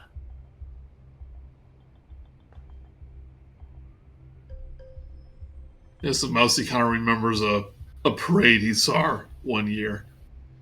And he remembers these puppet-like constructs were like dancing in the parade. And Elsie, you seem to have something on your mind. yeah, like I explained the Temple of Gond and their automatons. And Sharptooth, as soon as he says this, you're like, that's what I was trying to remember. Yeah, wait, we have parades? wow, the I city thought that was sounds amazing. I thought that was just traffic. But they take place before 3 p.m., so he's still asleep. He's like trying to get somewhere and it's just like congested. He's like running through the parade being like, I get out of here. Just trying to get to like my gig or whatever, but it's like he just thinks it's like really bad traffic. Yeah. I have one time I went to Disney, I think this was in 2010. I got stuck behind a parade because I am trying to leave the park and I was taking the going through one side of it, and there's one part you get to just near the exit where the parade goes around, and you're kind of trapped there until they do. They've since made it that you can cross in between stuff, but I know that exact feeling of being stuck stuck by a parade. Ugh. All right, let's go ahead and continue. Is there one of those temples?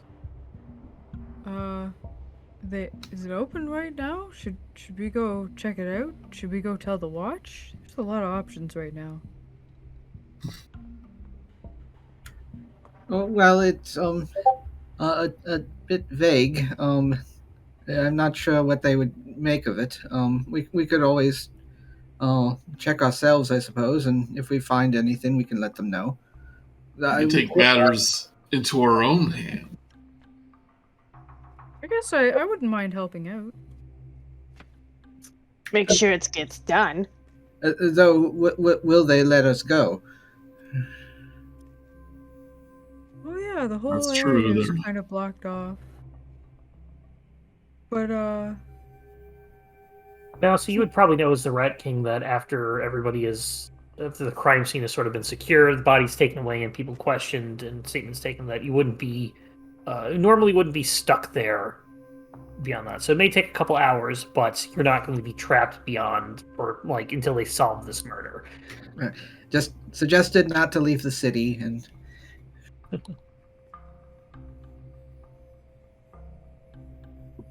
well, I guess. Oh, is Leaf back in the? Leaf came back when they left. More or less. I mean, he just went to the basement and he came back up when he heard them leave. So Oh, well, Leaf, I guess. We're gonna have to wait a while. I could help borrow some more of that stuff while we wait before we head out for our big adventure. gives you a thumbs up, All right. and you all can just basically just chill out for the next couple hours or so. In the meantime, what you do see is that eventually some more mages come and cast gentle repose on all the bodies as they are carted off to local city watch stations or morgues or whatever they need to study the bodies.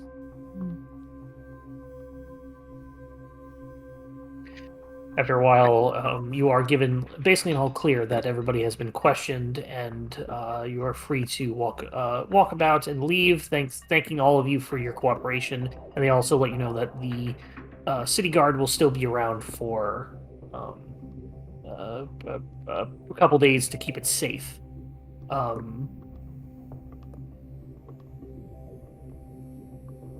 guess. Yeah. Brutrik, while bottling some stuff, to take some like Mickey's of the whiskey with him. Like I'm gonna think like 2 like personal bottles, either to barter with, or it could be used as like a accelerant or fuel for something. Okay, go ahead and make me a intelligence check with your proficiency modifier. So this will be intelligence brewer's tools check. So, well, your proficiency modifier would be 2, so it'll add 2 to that.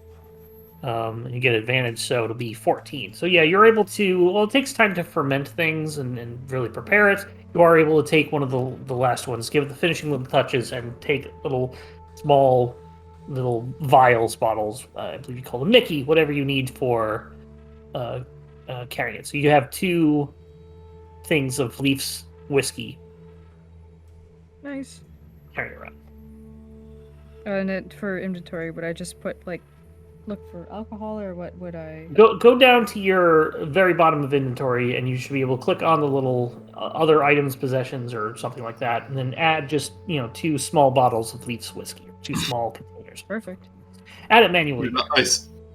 I say to the group, okay, I'll contact the Rat King. He can join you. I'll keep an eye out here.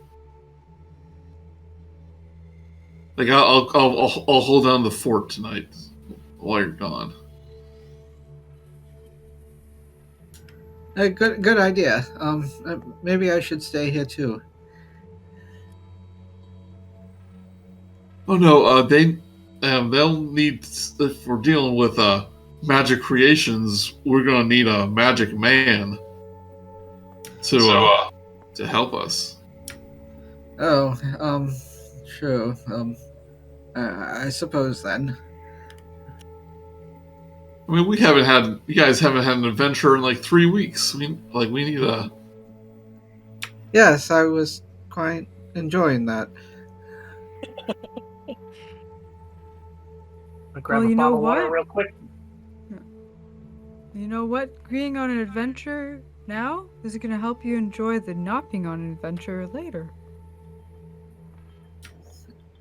I suppose that's one way of thinking it. As everyone's leaving, I tell to Leaf. I say, I go, okay, you hold down the fort. And I head down because I'm pretty sure Leaf has seen me do this. Oh, before. yeah. Oh, yeah. You head on. I head He kind down. of rolls his eyes. You head on down, and then as soon as you get into the little secret hideout, you see him like come through the floor and be like, kind of give you a hand, like a shoulder motion, hand motion, saying, "I know." Yeah, like this has been the first time. He's like, "Yeah, I know. I'll tell him eventually." Kind Yeah. of gives you like, "Of course you will." Kind of flies back up. I tell Zort before I go. Saying, "Zort, you're in charge when we're gone." Oh boy, hey, that means whiskey's free as long as you play billiards and win. I go, "No, don't do that." Okay, whiskey's not free. Although I don't know how much business we'll get today since there's just a bombing next door. Yeah, that's true. Usually bombing's bad for business. We found that out the hard way. It's like everyone else. Oh, so instead of business being booming, it's business being bombing. But bump. Business being boomed. Oh, Simon. I didn't say that in character. Heading back to the city, you are in Troll Skull Alley right now. You know that the House of Inspire Hands is on the other side of the city, all the way over here. Let me move these to the layer so you can see them. There they are. So, it's going to take you a little bit to get on over there. We're going to see what happens. If somebody could roll me a D20, please.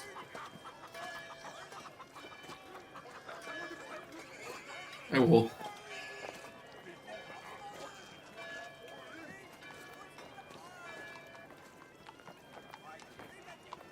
Natural 20. 20. So something's going to happen. You were heading through the North Ward and then into the Sea Ward. Let's do the Sea. Uh-oh. Random encounter. Let's see what happens. Oops, I mean, just like throws money at us. Like, here, have it, and then leaves. Yeah, kind, helpful people are random, right? Get about there. Saying, like, here, have another house. The sea house. Suddenly, much like there's a parade, there is a lot of gridlock in the street. Wagons are just backed up by traffic. People aren't moving. Some people, obviously, people can walk around and whatnot, but it's a little chaotic what's going on. Looking around, it does seem to be that there is a wagon that has thrown a wheel in the middle of an intersection. It's just caused all this mess. Oh, I think I could help out. Like, is the wheel like around to replace it? But like, I mean, we'll say they've got what an equivalent to a boot would be in Victorian medieval times, whatever. But yeah, they do have a replacement wheel. Are you proficient with land vehicles at all? No, but I think I could pick it up and like, if that was the issue. You can definitely help out with that. Go ahead and make a wisdom check then.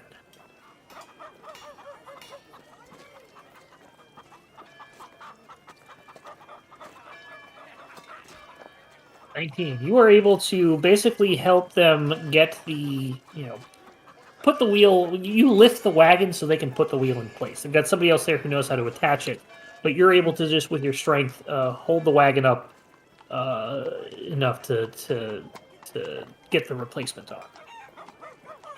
The proprietor or the drivers look at you and say, "Oh, thank you so much. I thought I was going to be out here for the next hour. I called AAA, but they haven't shown up yet. Not really good. But here, let me give you something to help me out by. Because I need you to roll me a D100. This isn't a random guilds table, it's a random goods table. Oh no, they wrote goods on the description under the random guilds table, and the random goods table is 2 pages over. So 44. I'll prefer random goods over random bads. Well, the random guild would have been the Guild of Watermen. The Or hell just that had the is. whole guild. But the goods that he gives you a little bit of he gives you a handful of tanned hides. So each of you gives you 4 tanned hides. Oh, thank you. Yes, they are branded and everything like that. But do with what you wish. Sell them, make a nice leather jacket out of them. Another Whatever cape. we do.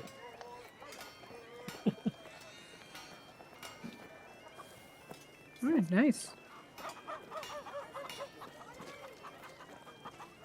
Great. Well, that you continue on your way, eventually making your way to the House of Inspired Hands, the Temple to God.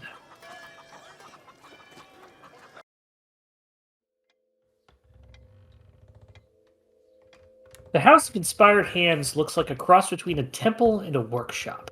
The symbol of Gond, a toothed cog with 4 spokes, is displayed prominently. You see a silhouette of a humanoid shape perching on the rooftop as you enter the courtyard of this very magnificent sort of temple. Looking up there, it extends an arm, releasing what appears to be a tiny bird. Closer inspection, it looks to be a mechanical bird, flying a little sloppily, not the most graceful. Starts going into a dive and is heading right towards you all. I need everybody quickly roll me initiative. We don't need this. I'll just write it down. Everybody go ahead and roll initiative real quick. Oh, good.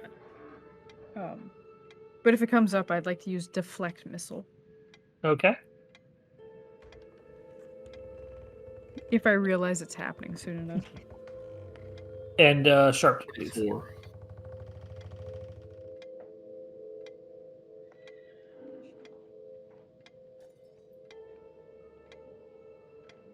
All right, you got Mousey, Sharptooth, Simon, and Trick. As you see this thing heading towards you, flying down. Mousey, what do you do? It's obviously on a collision course with you. It's bird size, nothing too big, but Well, I am the Rat King. I'm gonna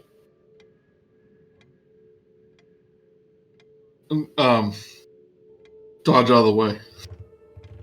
as you take a dodge action and just like dodge. Yeah. Sharptooth. If I see him dodging, I'm also going to dodge. Hide behind the Rat King. You dodge. Pretty much. Taking the base, essentially the dodge action. Moving out of the way. Simon. Flinches and covers his face. And unfortunately, we don't get to Brutrik as it is now the bird's turn. No!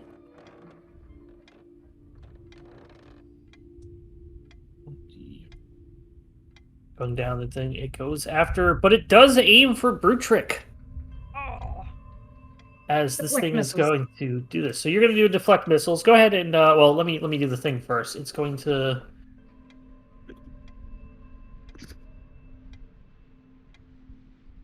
does a 3 hit you? No. It does sort of miss you. You are attempting to use deflect missiles. I will say, go ahead and in lieu of actually using the actual thing of that, because this isn't actually a missile, go ahead and roll a dexterity check. 12. I'm going to say that you are able to catch the bird and stops it. Take it as a little metal sparrow. And I'm going to use the deflect missiles attack, spend 1 key point to kind of catch it, and then I immediately whip it back up at who threw it. Okay, I'll say that you use that before you actually use the key point. You look back up, and you're going to throw it back at whoever let it go. and the silhouette on top of on the rooftop is now gone. You end up. So you don't have to use your key point to throw it back at something you didn't aim. Something you can't aim at. So I imagine like he grabbed it and was spinning around to throw it back up, and then saw that he wasn't there, so just like kind of slowly despinned. It's like, oh, and now it's just in his hand. It's just like, Yep. Does anybody know what this is? Is a sparrow ticking? It is not. It is not. I mean, there is a. But you Like it's have a a feeling that mechanical it's not like a. It's a mechanical bird, so you have a feeling it's like a wind-up gear type thing. Someone just threw a bird at us. What for Christ's sake is that? A metal one? Hello, little birdie. Are you okay? It does not chirp, and it does seem to be like flapping its wings a little bit, like even though you're holding it. Maybe if I let it go, it'll take us back to who tossed it. Okay, do you let it go? Well, what does everybody else think about that idea? I'm not May sure. not be I've never seen anything may like not be it. a bad idea. Is there anything written on the bird that maybe could just figure out who it is from the bird, not where the bird's going? It looks like a very crude sort of think like prototype design type things. No branding, no name, no nothing on there. Okay. And chuck it back. Just mostly like Brutrik kind of opens his hand and sort of like puts it in between his two hands and just kind of makes a platform for it to be able to fly off of.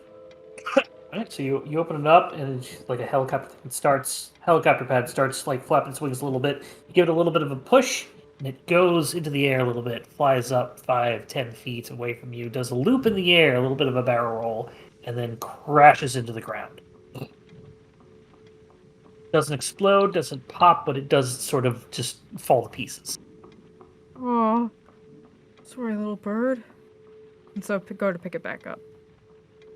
You try to go back, pick it back up. It is in several pieces. Oh. Well, maybe somebody in here will know, like, if there's somebody who likes making metal birds.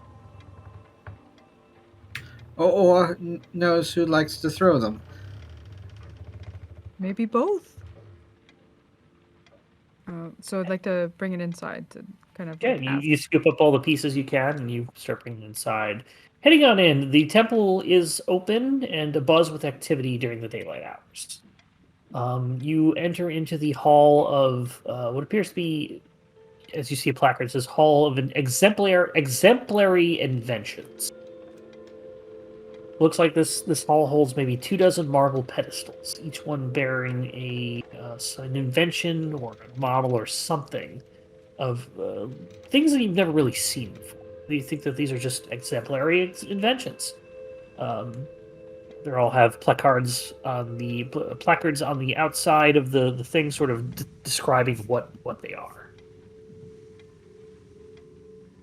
Wow, they're all so incomprehensible. Couple things that you see as you walk by. Well, the first one you see is a 4-foot-tall working model of a clock tower that rings at the top of every hour.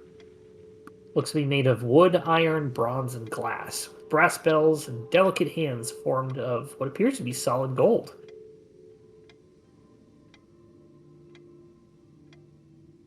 Wow.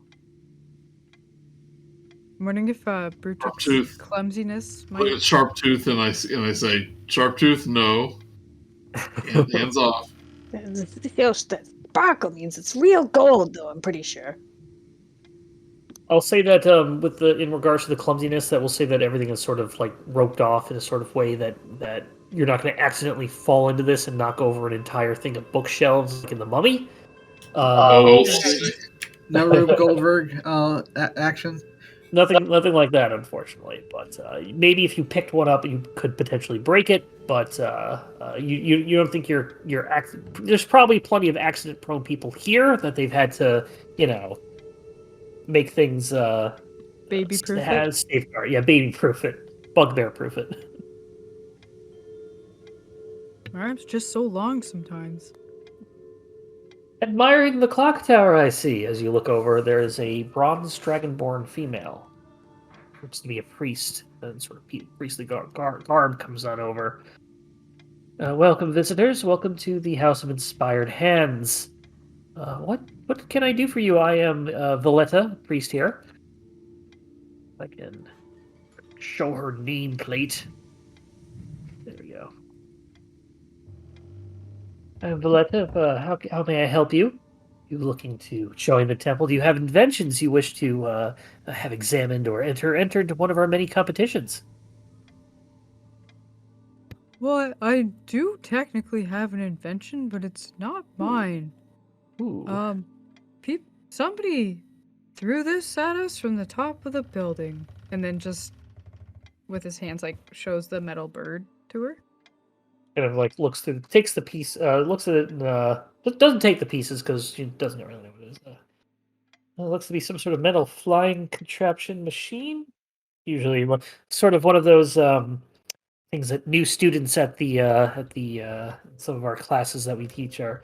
And one of their little first things, my first invention, so to speak. Said somebody threw it at you. Where from? Oh, the top of the temple. The top of the temple? You mean the roof outside? Oh dear. Oh dear. Oh. What is it? Allow me to explain.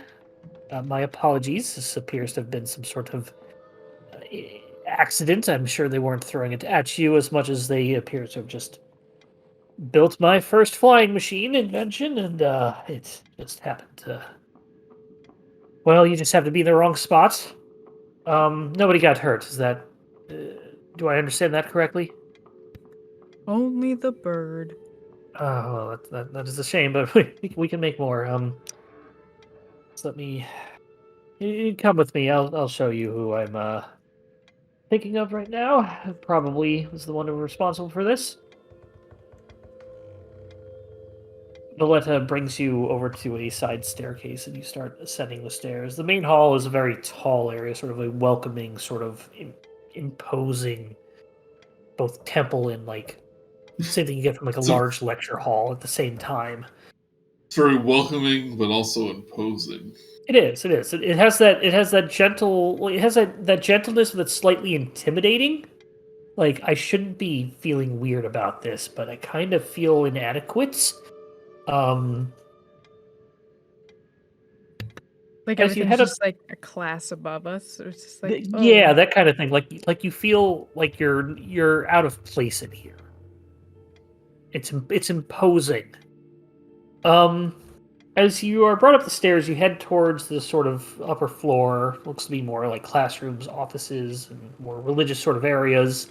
Heading on up even further into what looks to be like not sort of an area that is meant for lots of foot traffic into sort of attic spaces. You head over to one door. This is we introduce you to Nim, and she goes to the door and it's locked. This is I don't recognize this lock. That's very strange. Knocks on the door. Nim, can you open up? Did you open the door, Nim? You hear some rustling on the inside, but no response of anything. Nim, I can hear you in there. Please unlock the door and open it. Need to talk about something that you may have done. Just want to get to the bottom of this. Some more rustling, but no response. It's like he's well, I have a feeling he is responsible for what happened and is rather ashamed and looking not to get in trouble, so to speak. Well, we're not gonna press charges or anything, but it did almost take an eye out. I assure you it was an accident, and I'm glad nobody got hurt. I'm not trying to defend that. I don't know what this lock is. I do not have a key for it. Holds up her key ring and says, take a look. Does help. Does help. Students, students will be students. I just Uh, you should have given it- him a stern lecture. well, that's Nim is not exactly a student. Um, it it is one of our nimble rights.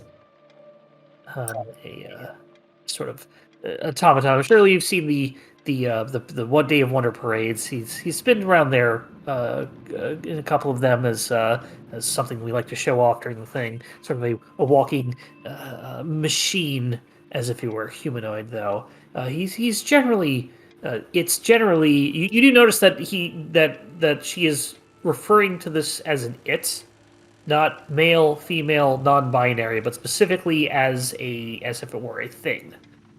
Um, it is it's generally harmless. It would never hurt somebody intentionally, but it's definitely got some fears, as it doesn't like to repercussions for things it has done wrong. Open up, Nim. Not a couple Does more times. does it have a habit of throwing things at people? Is this something it does often? Not that I've heard of, but it is the only one that I would imagine be accessing the roof that would be making things like this. So it can think for itself. Fascinating. Yes, it's as if I would like to introduce you to it. But yes, it was a gift from a Lantanese visitor. I forget the specific lore behind Lantan or whatever, wherever the Lantanese humans come from, but they're more they build things. As a sort of an invention exchange, so to speak. The Mad Lads, they love their invention exchanges. And it's been with us ever since, several years. I pull out the red cloth and I show it to her. And I go, does Pim wear anything like this? It's Nim, but Nim doesn't generally wear clothes at all. It has no privates to speak of or shame at all. Why do you keep deleting my inspiration table, Joey? Oh, because I don't want it on my screen. I didn't know it did it for I everyone. didn't know. Yeah, I'm sorry that you can see it. Let me see if I can turn that off. Yeah, you shouldn't be able to see it unless show deck the players. There we go. There, it should be gone now. Gone. There we go. Back in character. Yes, let me put away my deck of cards. Yes, it's been with us for several years. It's never had this kind of problem. Maybe occasional mischief, but never to outsiders, and never directly attacking. I'm sure this was all an accident. Nim, open the door now, or you are going to be in so much trouble. Testing my patience. Would you like some help opening the door? Unless you have a key or are able to convince Nim otherwise. I know it's in there. It can't can hear you. It understands common. It cannot speak, but it can definitely hear. Be my guest if you have a way to. Go ahead. Is this the only intelligent construct of its kind that you have? That we have, yes. Okay. So just to be clear, I'm gonna punch through this door. Or like... Don't say it, just do it. I want to see the reaction. You say it, then you just do it. I do it just as I say I'm going to do it. I'm gonna punch through the door. Wait, what? Go ahead and make a melee attack roll. So I guess you're unarmed strike. Yeah. Do I hit? Generic object. You got a 22. You do hit. The door doesn't. It can't dodge out of the way, but wood has a specific AC. Yeah, I can see it. And you. Yes, and you manage to do enough damage to it that you kind of break it off its lock. You don't bust the door down, but it does bust off the lock, like separates from the metal lock, and does open. I just imagine that he just grips the lock and squeezes. The door does open up. We will get somebody to fix that. We are very good at fixing things. Good thinking. I'm really Yes. good at breaking things. This time it's on purpose. Modern problems require modern solutions, and she points to her brain. I look at Anyway, my fist and I'm like, yeah. Nim, where are you? Looking inside, this is not a. It's an attic room. You know, like what a teenager might have. Got posters on the wall, but posters of like mechanical blueprints and a couple paintings of the city and things like that. Workshop table and junk just all around. More like craft room type junk, rather than just like things and garbage. Nim? You can see that engine's mechanical parts on that one. I feel Oh, like my. everything is like kind of cramped, and so like Brutrik's kind of like ducked in the attic because it's got the ramped beams. Yeah, it's a little bit. It's not like in part of it is, in other parts it is large enough for anybody to really stand. As you finally do see in the corner hiding is a large automaton, who I'm going to have represented by this very nice bard warforge that I have. Nim, there you are. We have a couple things to talk about. First, did you change the lock? He kind of like sheepishly sort of moves his hands around, and you sort of recognize this as a form of sign language, not one that any of you would be familiar with, but you can tell that they are definitely communicating with it is communicating to Valletta with its hands. Well, now you're not going to have, I have a right of mind to just take the door off altogether. You're going to change the lock. Secondly, these four gentlefolk have said that they saw somebody on the rooftop who accidentally set a bird on them. A mechanical bird of some sort. Would you happen to know anything about that? Brutrik open, like he is still in his hands open, like shows the remaining parts. Kind of like looks at it. It kind of looks at it and sheepishly sort of looks down and kind of like nods. Like, is there anything you would like to say to these gentlefolk about how you almost hurt them? Kind of looks at you and kind of gives you a hand motion, and Valletta says, "Very good." Nim says that it is sorry, and it did not mean to harm you. It was just making an invention. It likes making things. Oh, Yeah. okay, Nim. No hard feelings. It's just sometimes people like to attack us out of nowhere. So it's actually quite nice knowing that you never meant to attack us. Here, have the bits of your bird back. Nim kind of holds out its hand and put it on there, and he kind of takes it back and sort of like cradles it a little bit, like he's like an invention that he's really proud of. And I keep saying he, and I'm so used to just being proper genders with everything that I can't call something it anymore. They. No, that's the thing. I'm specifically not using they because I it know. is not. Yeah, I would use they all the time if I was, but at this point, it's like I have to. I'm calling this thing it because it's treated as a magical being, not a warforged, not a thing. It's a robot. I find it interesting that I'm falling short of being able to just do that naturally anymore. So instead of how dare you assume my gender, it's how dare you give me a gender. Kind of. It's like that episode So- of Next Generation Star Trek, where they have to do the law battle about data. I want to take as they're kind of like having this conversation. I want to look around the room and see if I see Sure. any evidence of a red cloak. Make a investigation or perception check. You will know that Nim, even though Nim is dressed up in the picture I have, it is not wearing anything. Looking around, you do not see any evidence of red cloaks anywhere.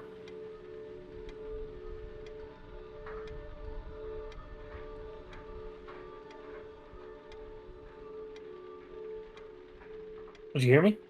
Yes. Okay. Valletta says, now, Nim, you have to be very careful with this. You're going to do this, do it in some place that somebody's not going to be hurt, or at least have something that makes sound that says, look out, or duck. And, we won't have this. Anyway, talk to you about the door later. Turns back to the four of you. I hope this, as you can see, that Nim did not mean any harm by this. And, I just saw Simon's note. Yeah. Looks back at you and says, "Now, we can get down to business. Why did you show up prior to? What was your reason for showing up prior to this thing happened?" Rat King goes, we're actually here on business. Were you aware of the explosion that happened in Troll Skull Alley earlier today? Yes, I heard about that in the town criers. Why would that bring you here? I want to make Is that the other sure side of we're the like city? we're not in earshot of the of Nim. We're having this conversation, just kind of like off to the side, in private. They say, Nim is sort of looking at invention and things like that, the little thing putting these together. So Yeah. they're not necessarily paying attention to you. They might be in earshot, but immediately it doesn't look like they are. It is paying attention to you. so we have a witness on the scene that says a scarecrow like construct potentially threw something into the crowd, which later exploded. We found evidence of a necklace of fireballs, and we recalled that you provide the constructs for the parade, but I wasn't aware that any of them had sentience. Well, this is the only real one. I can see. Oh, now the bird being thrown at you, and this just looks really bad. I can assure you that Nim cannot leave the premises. They have a magical ward on them that they cannot leave. Is physically impossible. And we would know if something prevented that from existing. Correct, Nim? She looks back at Nim, and Nim has gone back into the corner, sort of crouching behind a thing as if it was hiding again. Nim? Nim, now you're doing that thing again. What are you doing? I can assure you that Nim has not left the premises. We had a lecture with it earlier today. They were definitely around while the explosion was supposed to have happened. Nim, what is the meaning of this? Go ahead. Is it possible that any of your constructs can be like reprogrammed? Unlikely. Nim, what is the meaning? Nim sort of steps out a little bit, starts to sign language. Nim? And you told nobody about this? And he just sort of gets sheepish and just sort of... What's he saying? Nim, apparently, some time ago, a couple months, started working on as it puts it, a friend, making another Nimblewright. And it, about a month ago, got frightened and confused and ran off. And it was going to try and track it down, except it then found that it couldn't leave the premises. And now apparently what you're saying is that this other Nimblewright was responsible for an explosion that resulted in the deaths of several people? Turns back to the four of you. Possibly. Nim, what? Potentially? Well, if something's scared and runs away, the chances of it turning to a life of crime are pretty high. I know. I said, all we know is that it was sighted on the scene of the crime. The witness did say something that it did throw or fire something into the crowd, correct? Said, It did, yes. threw something, not fire. Yeah. Like, it wasn't on fire what was going into the crowd. It was just Yeah. like it threw something in. Based on the description, it does match how somebody would use the necklace of fireballs. It would take off, pluck one of the Unless leaves, it was- throw it down. So unless it was one of those birds, then this other nimble dukel, whatever it's called, could have fallen into the wrong crowd, the wrong side of the street. I agree. Turns back to Nim. Yes, I'm sorry? Did we get to keep that sketch of the gnome? No. Ah, okay. You can describe the gnome, describe the sketch if you wish. But you Well, don't it have was a like a 3B pencil, and I think the paper. Oh, that's so good. Just to talk about to describe the gnome and see if there was a gnome attending or in attendance of this temple. I don't recall seeing anybody like that. Okay. So I'd have to, you might have to check around, and nobody in. I tend to be one of the head people around here, but not. It can't be everywhere at once. Nim says it didn't notice anybody of that description either. Nim, turns back Nim. Nim, this is unacceptable. And you know what? 2 incidents, one which resulted in the deaths of several people. I'm going to have to take away your workshop. Nim kind of looks shocked. Doesn't have much emotions. Its face still can move around a little bit. It's not quite a C-3PO type face, but it can make a you do give it a little bit. It does. You do understand a little bit of the emotions from the facial expressions. Yeah, like you're grounded. Yes, you're and- grounded. You're grounded for killing 11 people. You lost your Super Nintendo. Yeah, it walked off.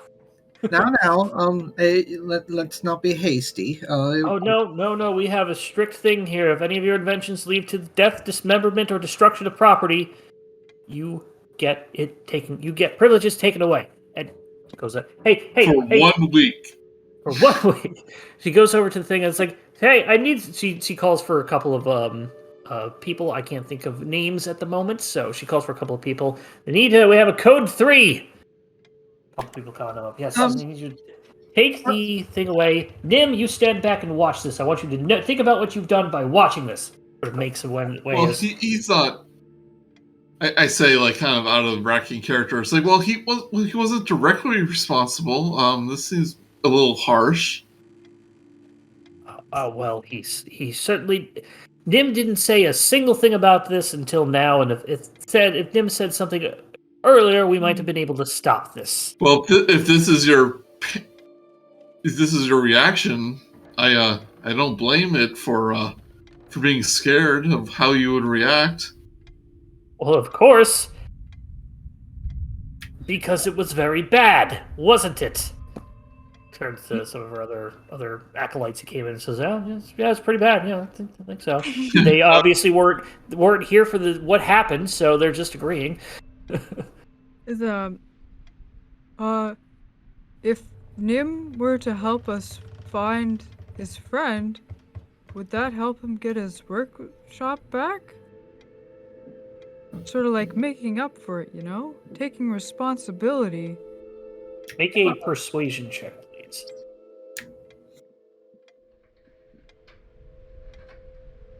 Oh wow. Good. Very good. He was like, everybody hold on. Are you suggesting that you would be able to find this other one? This other nimble, right? Well, I think we're already looking for it.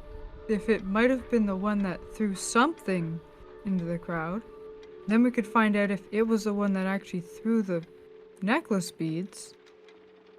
And then I think the only one that can do that is the person, well, what would make it easier is using the person who made him and knows it its best, and I think that's Nim. Very, very well. I cannot argue with that. However, with the certain things going on, I still can't let Nim leave the premises. Not that he would know anything about the city anyway. However, Can't leave though. you can't leave. However, if you are willing to find this and you care this much about us not taking away Nim's workshop, then I can agree to that. Nim, is there anything you can do to help? And keep in mind your workshop sort of depends on this, so be High honest. stakes. High stakes. Nim kind of thinks. I show him the red cloth, and I ask it. Was your new friend wearing this? Did you give it some clothing? Nim gives a sign and just says, no, but he has been missing for a month, it sounds. So Nim thinks that it may have wanted to appear more human-like and would adopt wearing clothes in its sort of primitive intelligence state. What's that? You have something for them? Nim goes over to a box, starts digging through it, and pulls out this weird machine that appears to be... Let me describe it, because it's very whimsical. A 1 foot long copper contraption with an umbrella-like metallic protrusion on one end. And Nim takes out this thing, and where is the item? You get this. The doggle hopper. Translating for Nim, Valletta says, this is as Nim puts it, a nimble-right detector. I have to tell him about coming up with clever names for things and helps with the marketability of when you make something. Continuing, however, says that this is something that it works like a dowsing rod, it seems. It will whir and click if the device comes within 500 feet of a nimble right, other than Nim, as you see that Nim demonstrates how it works, turns it on, and nothing whirs around him. And he assures you it's not broken, it just will not it couldn't carry it around and use it if it was going to click everywhere it was. Hands it over to you. Simon will Nim take it. Gives it to Simon.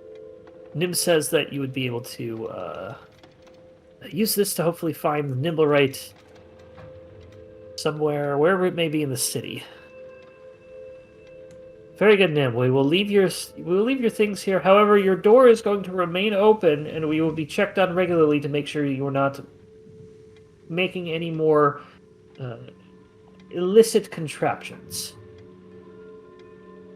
Nim sort of signs something, and Valletta says, "You're welcome." Nim also thanks you all for understanding and helping, as do I. Valletta leads you, heads on out. It's like, if you may join me downstairs if you are done here. All right, thanks, Nim. And there's like a big-handed wave as like we leave. Nim sort of waves back. Sharptooth's gonna like sneak in, keep fighting the man, and then like thumbs up leads through the door. Nim gives you a thumbs up back.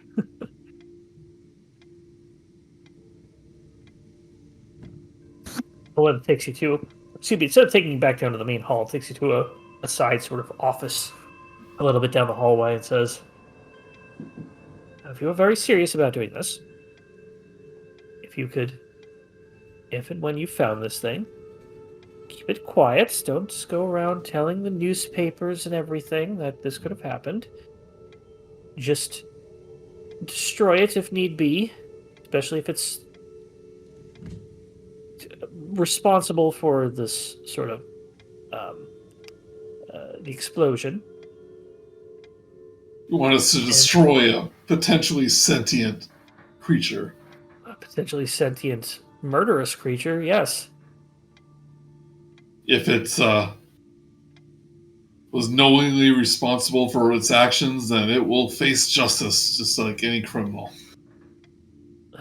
Well, if that's what you want, but I would warn you that it probably does not have many rights as not being a Waterdeepian citizen, visitor, or, well, alive. But if that is the case, I would prefer you keep this quiet. I am prepared to pay you in both gold and inventions. Certainly have plenty of things around here to help. You could always use something on yours. Looks down at you, Mousey, or Rat King. Utility belt. They go, bribery? Is this bribery, I sense? Payment for services rendered. Well, Or from what I can tell, it wasn't. It's not the church's fault either that this thing potentially hurt people. I don't see any reason to implement you in a negative way. I would very much appreciate that. And We will. if it will, go ahead, Simon. Go ahead. We will ask our friend Mousey to leave out any linkage to the church. Should he end up writing anything about it? Mousey Brown, the reporter. We Yeah, should do a. boss. We should interview us for the things we make, but never mind. Well, how about this? If you do get into a situation where you do have to destroy it rather than take it captive or arrest it, I suggest that you then keep it quiet and bring proof of its destruction directly to me, and I will pay you services rendered. That way you don't have to actively try to destroy it, it just might happen. Can Brutrik do an insight check on, like, is she just kind of hinting at, please just kill this thing for me because I don't want to worry about it anymore? Go ahead and do an insight check. Yeah, it sounded like you kill it or bring it to us and we will. 5. Sounds like a good idea to you. Nice. Okay. Brutrik's right there with her. I think Sharptooth wants to doesn't trust authority, so Yeah. You kind of get the sense that, as you've probably done in the past, Sharptooth doesn't want to bring negative attention to the light, doesn't want to deal with the fallout that may be behind this, even if the church, the temple itself is not responsible, nor is Nim. There could be politics behind it, negative press, negative things just around the community, etc., etc. And they want to avoid any of that. They're not sort of doing this as a let's sweep it under the rug and not talk about this again. Although they are kind of doing that, but they're doing it in such a way that it is, we can make sure this never happens again and nobody else gets hurt. And in that sense, they're being honest. okay. Yeah. It's less of, I don't want to take responsibility for this, and more of, I don't want negative things to come on this unfortunate once-in-a-lifetime series of events. Best not make things worse. Yes.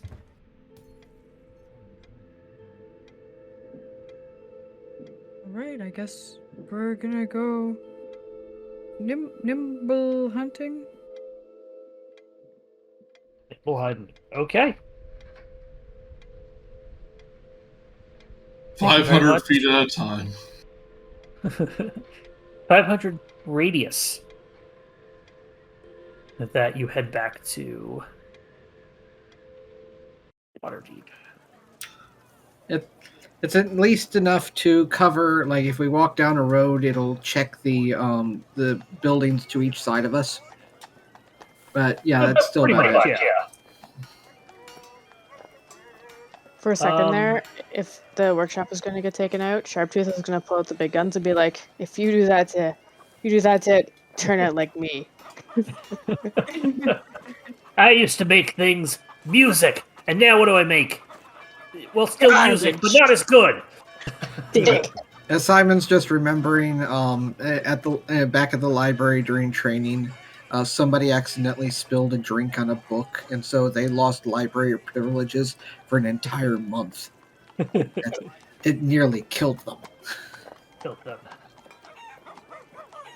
Okay, so what's essentially we can do is it's going to take you a while to, probably days, to search everywhere by foot. You can find a way to move around faster, you would be able to do that. Otherwise, you would just have to try and take it street by street. Rather than street by street, probably ward by ward. You'd spend a day in one of the wards, and then use that to use the nibble right detector all over the entire streets, going up and down and up and down it.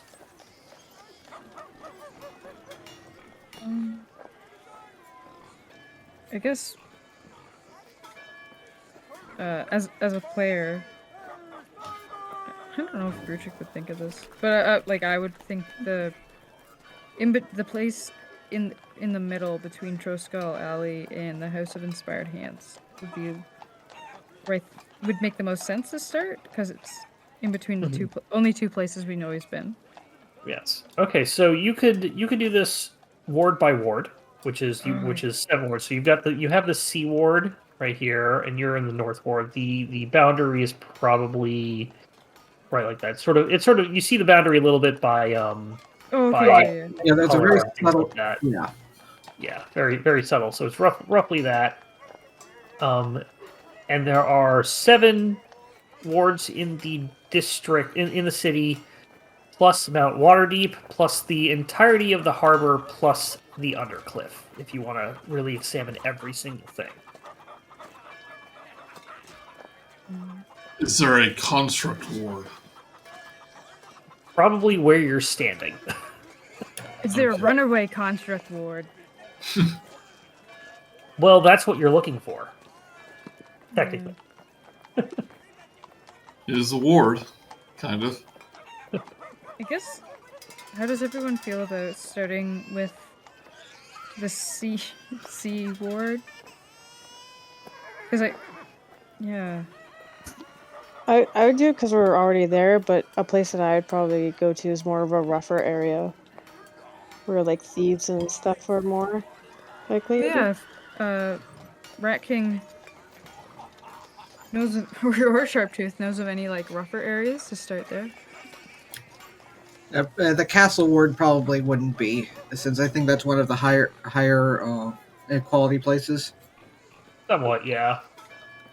And it's I think the roughest areas would probably be the field ward, which is sort of the ward that's between the up here is the ward between the North Gate and the city proper, and the dock ward, which is like the wharfs, docks, and whatnot. Yeah, I mean, I was looking at these streets and a place called like Chop Street, and Stench Alley seem like places where tough guys might hang out. Picklock Alley. Yeah. Okay, so where would you like to We could go to properly the start? field ward. Start there. It's right between the two wards, which is what I was kind of thinking initially, as well. And it could, if they fell into the wrong crowd.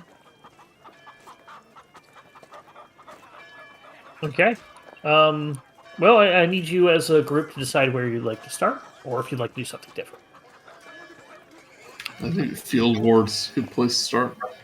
Simon would much rather search closer to home where it's less dangerous, but he'll be dragged along regardless. Don't worry, Simon. I'll protect you. And then Brutrik is standing like right in his personal bubble the whole time, just to let him know that he's right there. Just hovering. which definitely doesn't add to the nervousness. So, okay, so you spend a little bit heading from the Sea Ward to the Field Ward, and you turn the thing on as you're walking through there, and it doesn't click on just the main street that you're on. You're obviously not doing a full ward search every single building, but you don't pass by it as you're traveling. Nothing turns on as you're doing that. Make it to the Field Ward. It is a smaller ward. Well, a little-ish. You'll be able to get this done by the end of today. It's been a couple hours into the day, so you'll be able to do a little bit from that. I think it's more compact. Yeah, I mean, you're obviously not going to be going. It's a more direct, easier way to make a path. Yeah, no, I meant the ward itself. Yes. It's smaller in size, but it's more compact, and I think there is a lot of people living there. Okay. You head onto there, and the description of this on the Forgotten Realms wiki is the following. The ward has muddy, unpaved streets and no sanitation services or working sewer system. It was especially crowded, noisy, and foul-smelling, stinking of slaughterhouses, canneries, and waste. It's an unofficial ward of the city located between the inner and outer walls of the north side of town. It was, in fact, the city slums. I would like somebody to go ahead and make a investigation check. Rat King, I feel like you're really good at this. Yeah, if I remember right, it's got the second most popular bar in the town. I remember reading about it in that pamphlet when you handed it out. I should really go back and 15. read that. 15. Going up and down this entire ward, you do not, unfortunately, have any clicks and whirs of the thing. Does not activate at all as you were heading down, doing your pathways, doing a very thorough search, hitting from one north side, south side, moving along, north side, south side. You, however, excuse me, sneeze. At one point, something very familiar happens because I've rolled on my table and this has happened. Suddenly, a horse goes up and goes on its hind legs, and the rider's like, "Whoa, Nelly!" My horse is named Nelly. As it is scared by a swarm of rats. Again. It's a common issue. Well, last time I just kind of picked up the horse, so don't fix it if it ain't broken. Going over to pick up the horse to protect it from a swarm of rats. Bugbear! Bugbear! This someone who is not used to seeing just, sort of monstrous races as much. Well, probably in the field ward they would, but we'll say this is somebody who is traveling to the north gate from where they are, so they're probably scared and think they are being mugged by a bugbear. No, it's okay, sir. And Simon will call over to try to calm him down. Make a persuasion check.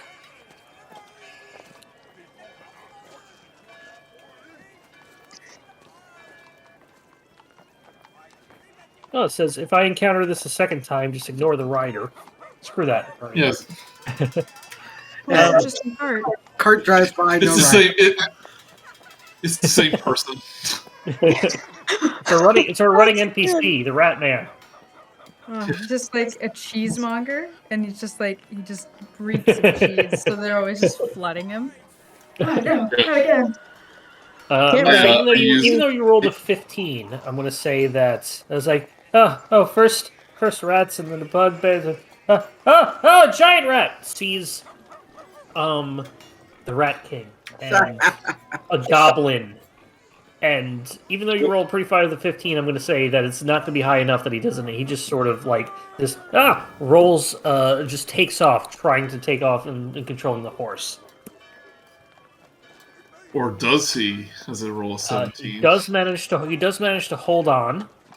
Mousey Brown, you managed to use stealth. I'll give you the 17 for the stealth. What do you do with? Oh no, I see what you're doing. Say after he does see you as you were you've got the big ugly umbrella thing, so your stealth isn't really working that well with the giant colorful Dr. Seuss umbrella.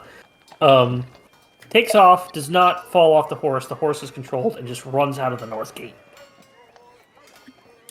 You're right. Huh. Who are you yelling at him? Ah, just for yelling. You hear somebody nearby in a similar sort of accent dialect, and he goes, "Ah, tourists." Right? Yeah, I know, right? Right? Right. There goes the neighborhood. People Yeah. having horses. Who needs them? Not us. I know, right? I'm going back to my jackass. Turns around and goes back to his donkey. Why ain't I got a jackass?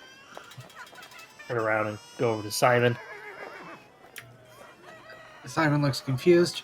The rats seem to were the swarm of rats comes out and stop chasing the horses way faster than them, obviously.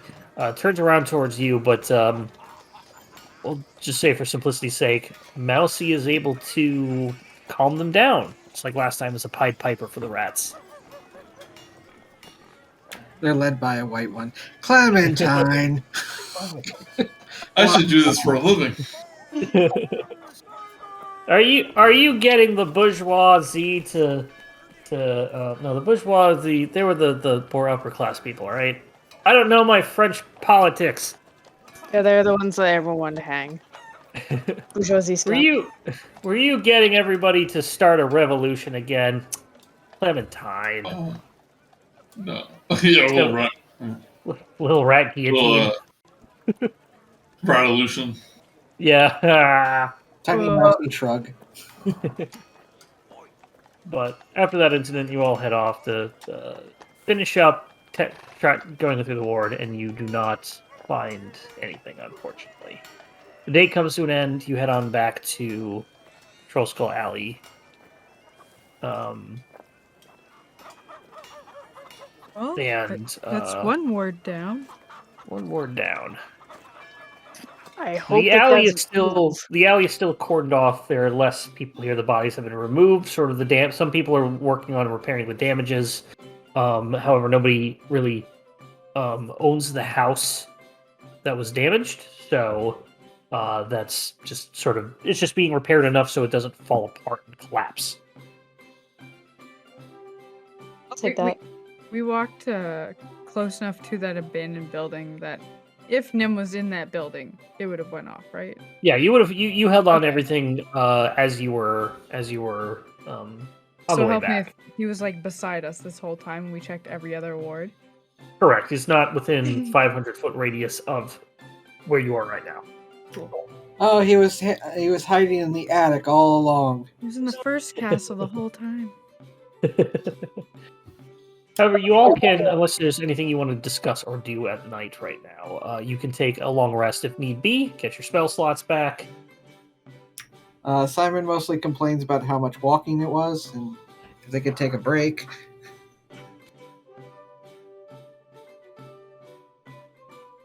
How busy is the bar with all this lockdown going on? Not very busy. You got a couple people in here, mostly locals nearby. A couple things in here. We'll say, yeah, a couple of locals and a handful of off of City Watch, taking the generosity that you all have been offered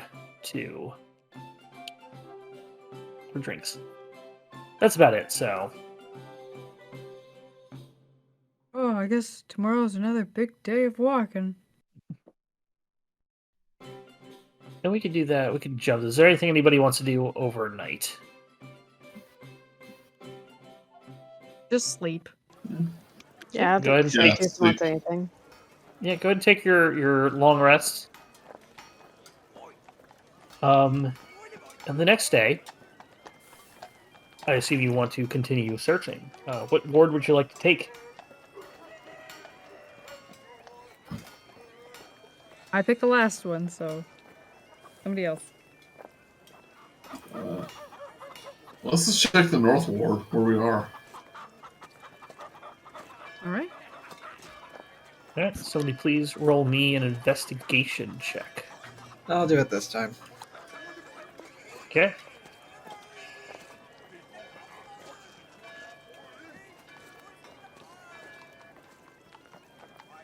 Eight. Takes you, you circle back around a couple of times as you forget which streets you're on. So it takes you a good part of the day to look through the North. And let's see if you see what this encounter is, if it's interesting.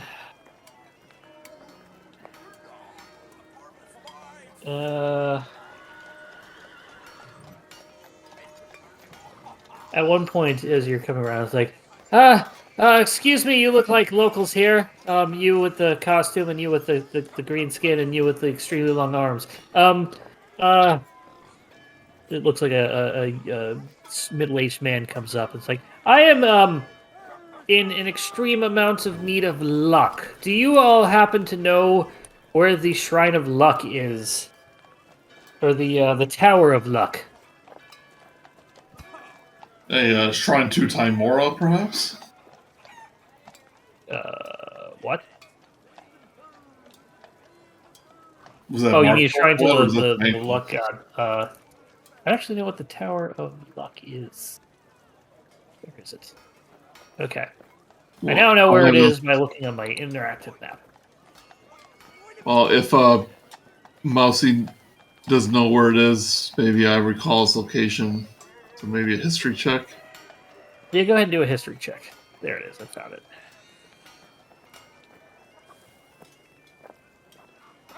14. 14. You do recall that it's not that far from the House of Inspired Hands. It is over a couple blocks away from that. You actually pass it on your way to the field ward.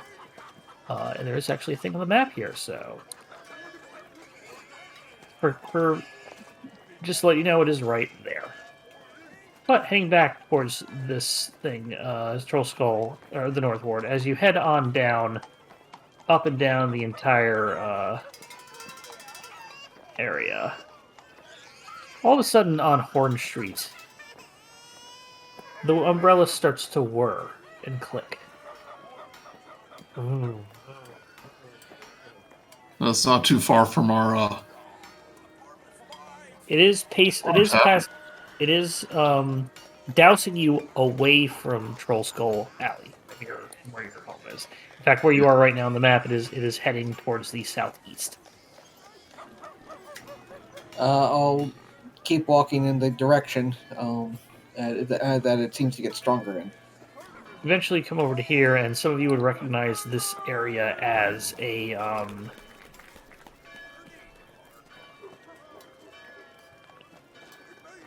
Did that happen? Oh, I must have built it. Oh, no, I'm just on the wrong map. Okay, yeah, it does seem to be whirring into this leading you to this very large, sort of noble manor. It's got a large courtyard in it, and a two-story building beyond the courtyard. The courtyard itself, as you can tell over its high walls, has several trees, and what looks to be a stable on one side. This house reeks of crime. Look how big it is. You circle around it. You circle around it a couple times, and it's definitely whirring on the inside of this. Yeah. They say, probably, if any type of crime, probably blue-collar crime. Judging on their white-collar crime? stats. White-collar, yeah. He's a mechanic. I thought blue-collar meant whatever. With that, we will end for the day, because I am where I ended prepping, but it is before a big thing.